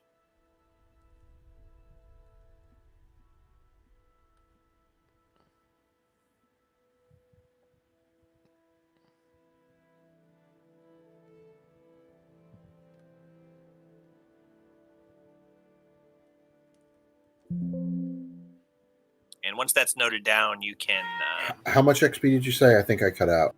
25 each. Yeah, I definitely cut out. I was Sorry, still waiting for you to say. Yeah. I'm trying. Come on, man. I heard you say, and you get the full 1/4 XP each because he missed, and it was like 1/4 of what? Yeah. It was a total of 100. So because Elmo did shit all that fight, you guys get 1/4 each, which is 25 each. And then once you've noted those down, you may There we go. proceed. Sorry, I'm And we'll trying be to wrapping up soon, but trying to add the picture of Toddy to my stream. Oh my god. Hey, it's the only character art we have. Oh no, well, I guess I have my D&D or my EverQuest ones. Okay, so Pantalk Wow. is And when I going posted to... it into Tiamat's channel, they were like roasting me. I don't understand. I didn't expect that to happen. Okay, so Pantalk is going to search the rubble that the leech was in. all right. And just- Make an investigation check. Oh, and Justine is going to slice the leech open and see if it's got anything but except for blood. Oh, but after she casts guidance on Pantalk. Here you go, Pantalk. Let me give you some of this back. And she's just like spooning it into him. Yeah, Handfuls of leech blood, just trying to put it right back in. probably doesn't work, but okay, so Probably makes you sick. Pantalk has a +5, so that's going to be 24 investigation. All right. As you carefully dig Oh, through how this much rubble, XP? Did you say 20? 25 per person. 25, okay. As you carefully dig through this rubble, you come to a little nest in the bottom, where it looks like the leech was kind of nesting, and it kind of built up a network of little sticks and reeds and things that are softer than rubble. And as you kind of dig through it, a glimmer catches your eye, and you reach in and pull out what looks to be a simple dagger. But as you turn it around and look at it, it looks like the hilt and blade are significantly bejeweled with various gems of moderate to large size. Ooh, hey Toddy, you want to grab this dagger and do 2 identifies in a row? Fuck yeah, I love identification. All right, I'm adding jeweled dagger to my inventory, but I pass it over to you so you can identify it after you do the sword. Yeah. And we follow you. There's nothing else to search in this room, right? No, you haven't technically searched the rest of the room, but that seems to have been the... Okay, yeah, if Just there's a bit. no other rubble piles or anything, then we'll just... Yeah, no, the rest is just a blank room, so if there's any, like, secret trapdoors or anything, you wouldn't have found them, but Okay. that goes for every room. So let's go back to the main room and spend 20 minutes on those 2 identifies, I think. Okay.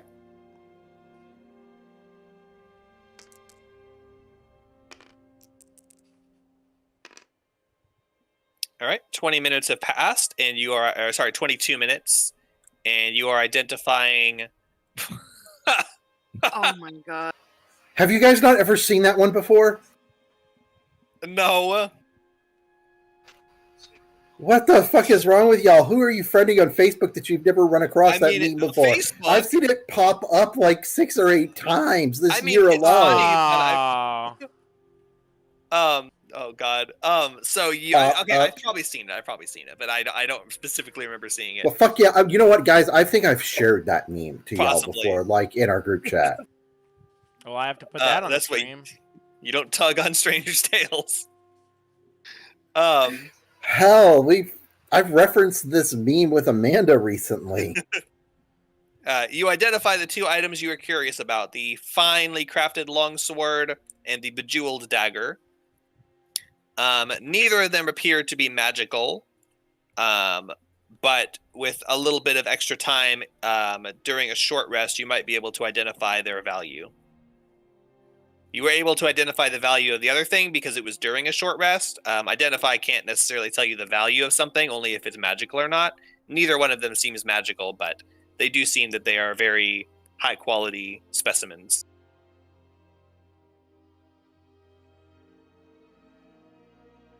That's it. Ooh. Not magic, but something that we should spend more time looking at to try and get a monetary value of. Got it. Yeah. Okay, well, money's cool too. Okay, well, It looks like Come we've my got way. one more. Oh, we got a couple more rooms. Yeah, we got time for one more room. Which room do you guys want to check? We actually have 3 rooms. I want here. to check one of the rooms. Go for it. Oh, and you have guidance from Jacina. I want to check. I think I want to check that room. 2. This one, okay, that's the one where you Yeah. found the tick before. You get a +2 from guidance. All right. What sort of descriptory stuff is there in this room? One moment. He's like, you enter the room and there's nothing. Well, see if I ever search anything again.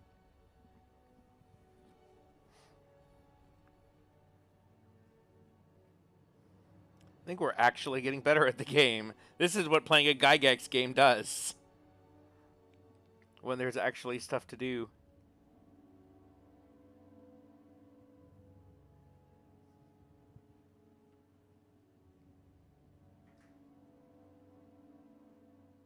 All right, that room. This one. The door to this chamber has rotted and hangs limply from one hinge. Beyond is a chamber that once served as a kitchen. The sour, moldering remains of foodstuffs assault your senses. On the opposite wall is a brick fireplace with a dusty wooden cask nearby. A sturdy wooden table still stands in the center of the room, its surface covered with mold and cookery. Likewise, mold-clad pots, pans, and utensils are strewn about the floor. So objects of interest would be a fireplace, a wooden cask, a sturdy wooden table with lots of mold-covered pots and pans, and also likewise on the floor. Oh, jackpot. Yeah, the more we explore this place, the more I'm convinced you're just describing Hansberger's house. I would also like to know, since you guys haven't seemed to really figure it out yet, multiple people can search the same room at the same time in the same 10 minutes. And you can also search different areas. So having half the party sitting outside while one person spends 10 minutes is not necessarily the greatest idea. Sorry, I was just on to, I want to make a one-shot dungeon that's James's house. Yeah, wouldn't that be fun? Mean, basically. Okay, so Pantok is going to do searching as well. Justina can only do guidance on I want one. to search the fireplace really thoroughly and the cask really thoroughly. And you pick one with your +2 guidance, and Pantok will get the other one. Which one looks most promising? Pantok likes fireplaces. All right, we'll have fun with the the fireplace. I'm going to search the cask. All right. What is it? Investigation? Fuck on. Yep. Everyone make your investigation rolls. Pantok rolls. Looks like I'm going to search both. Pantok rolls his own butthole. Wait, were you searching Pantok? Fireplace. I got a natural one.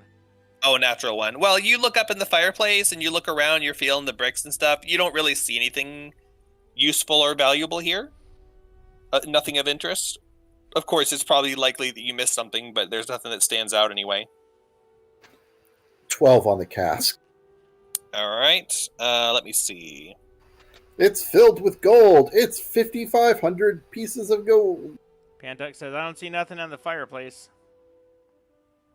The cask doesn't seem to be...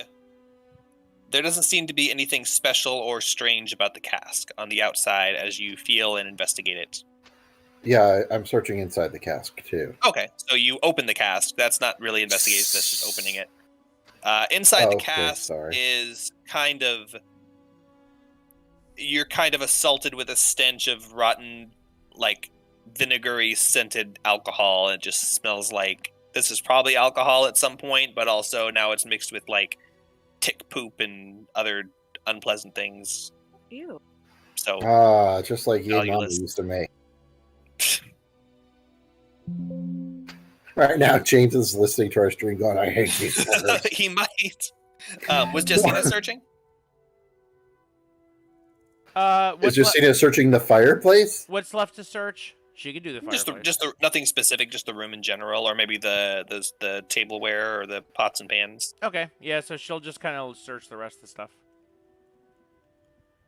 With no guidance, because it's all happening at the same time. Yeah. And she gets a 5. Oh, that's right, I had a +2, so that would have been a 14, but yeah, probably still nothing. Justina has a 6 investigation. All right. Well, you look around the room. Don't really notice anything out of place or special. She does kind of take a look at the cookery and stuff, and it seems like some of it may be serviceable if cleaned up. Like it's covered with mold, but it's made out of good, sturdy metal.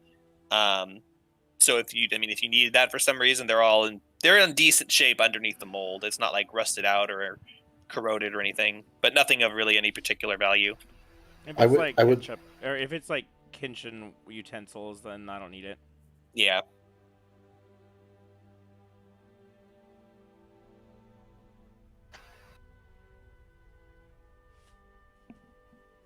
I'm sorry. I'm picturing my character kind of slowly walking and starting to dance around the room, singing "Be Our Guest," and then is casting prestidigitation on each item as she touches it. Be our guest, touches it. Be our guest, touches another one, and it's just kind of dancing around. You could totally doing do that. that. Oh.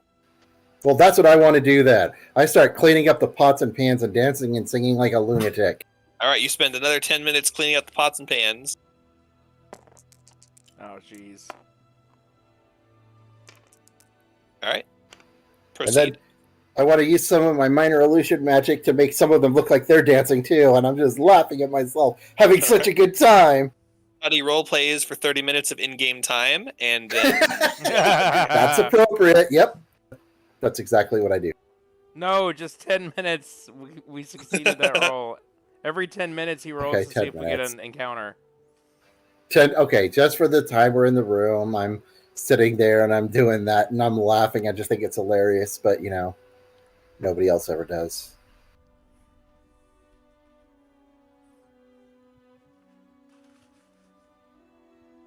anything else? Those aren't things that I can respond to as a DM. Those are if there's no other characters there that are going to respond to it. After I do my wait. little dance and stuff, and I'm just kind of laughing at myself, does any of the stuff that I've cleaned up at a glance look like it might be any nicer, worth? Of any value? anything? No. Okay. And then, does anybody else feel like checking the fireplace? I feel like Pantok really did not do a very good job. Pandex says, "What are you implying? I searched the fireplace. I didn't find nothing." I wasn't implying anything. I was stating it. Well, you can check if you think I missed something. I don't think you missed anything. I don't know. It looked like you kind of glanced at it. All right, I want to check the fireplace real fast. I want to really look at the fireplace, kind of poke at the ashes with something and look up inside the flue and all that. All right, make an investigation check. Oh, with guidance, because yeah, Justina can cast it again now. +3. Jesus fucking Christ. Okay, but that's with another +2, so that would be 14. Yeah, you're pretty sure this is just a fireplace. It looks a little bit dirty, but you don't find any special hidden buttons or switches or anything. I told you. I pick up a handful of ashes and go try the gray stuff. It's delicious. And then I blow them into the air, and everybody, no, I don't do that. I act like I'm going to, but I chuckle to myself, and I don't. But I really would do that in real life. Pantok casts prestidigitation on the ashes to make them taste like chocolate, and he snacks on them a little bit. And he says, "Ooh, chocolatey." Jake's like, this is why we don't have characters who can do these types of spells in the future. Jesus Christ. Yeah, he gave us I miss the mage hand days. He's regretting giving us prestidigitation for free. No, you guys just find some other way to fuck around. I don't care. Yeah, to be fair, no matter how much you restricted it, that's probably what would happen.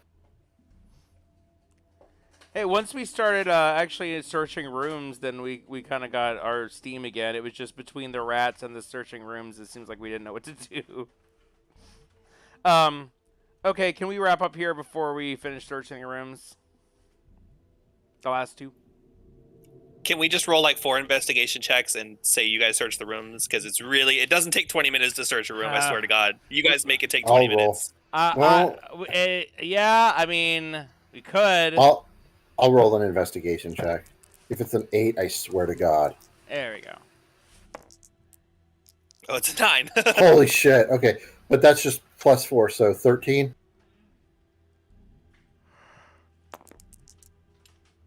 13. Was there a guide? Was there guidance on that? Nobody said anything about guidance. No, You have guidance. One wall 15. crescent near the outer wall, and its nondescript torch stub appears to be made of a fine silver. Ooh, I want to take that. you got a +4 from guidance. You can write down silver baton, and you can assess its value later. Oh, Okay, so Jacina was searching the same room, but she got a low roll anyway. Pantok got a 14 plus 5, so 19 in his room. There is a considerable amount of stuff in this room, and it looks like it would take a very long time to thoroughly search. Oh, But with such a successful roll, you are able to methodically check through every single thing and determine that there is absolutely nothing of value in here. All right, oh, God damn it. there we go. No value? I was in so much suspense. That's still a success. Okay, is that all the rooms? No, but that's all the rooms you guys deliberately passed up. You still got technically the lizard room, and you never really searched this room at all, other than after you beat the guys and the rested in there. Let's But at least I searched the armor and the guys.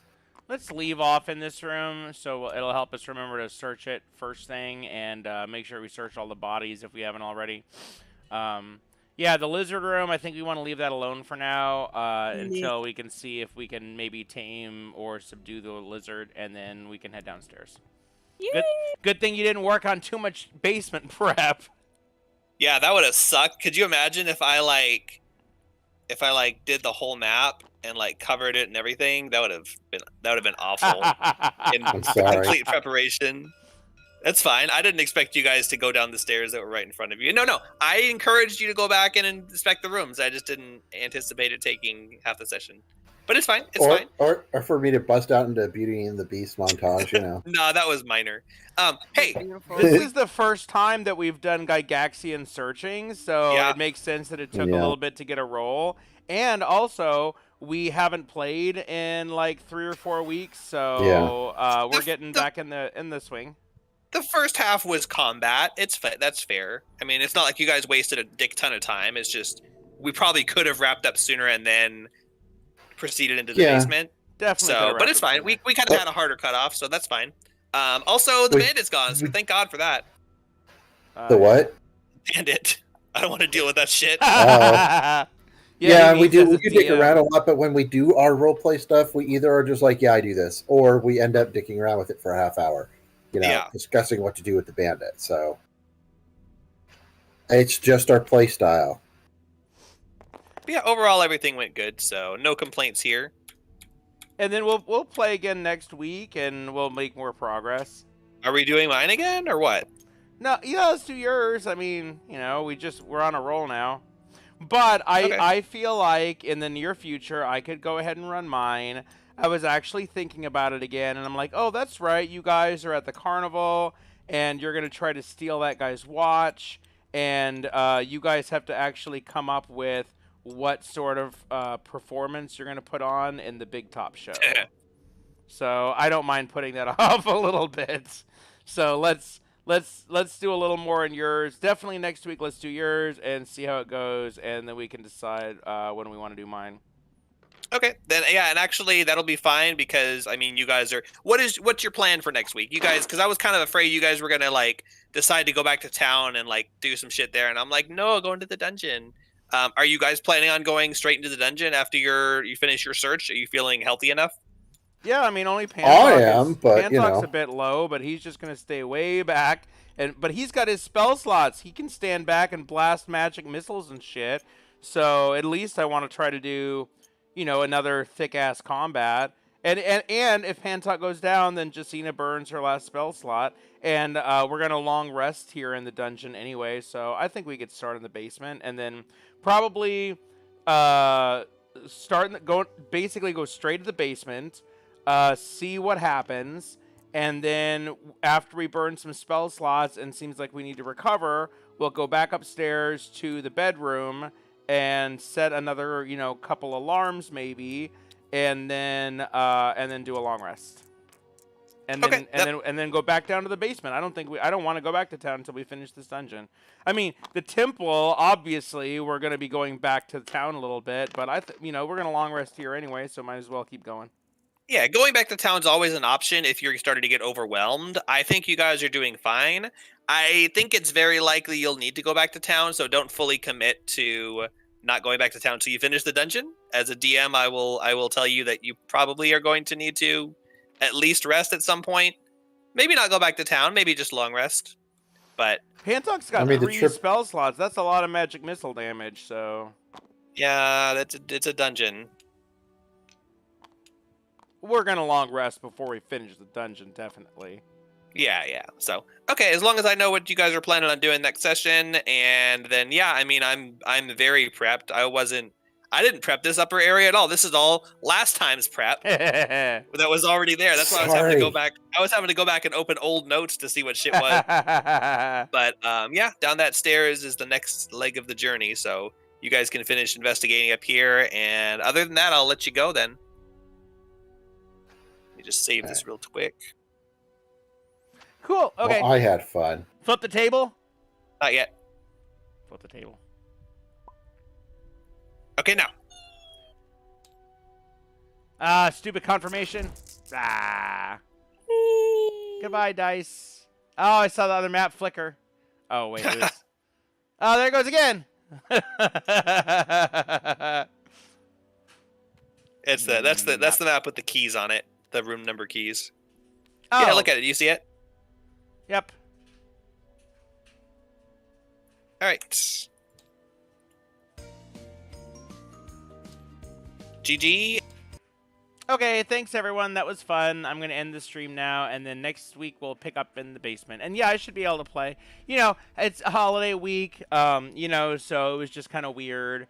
And before that, just kind of bad timing. So. Yeah, we don't really anticipate having another lag like we did that time, so it'll be good. We'll pick up next week where we left off.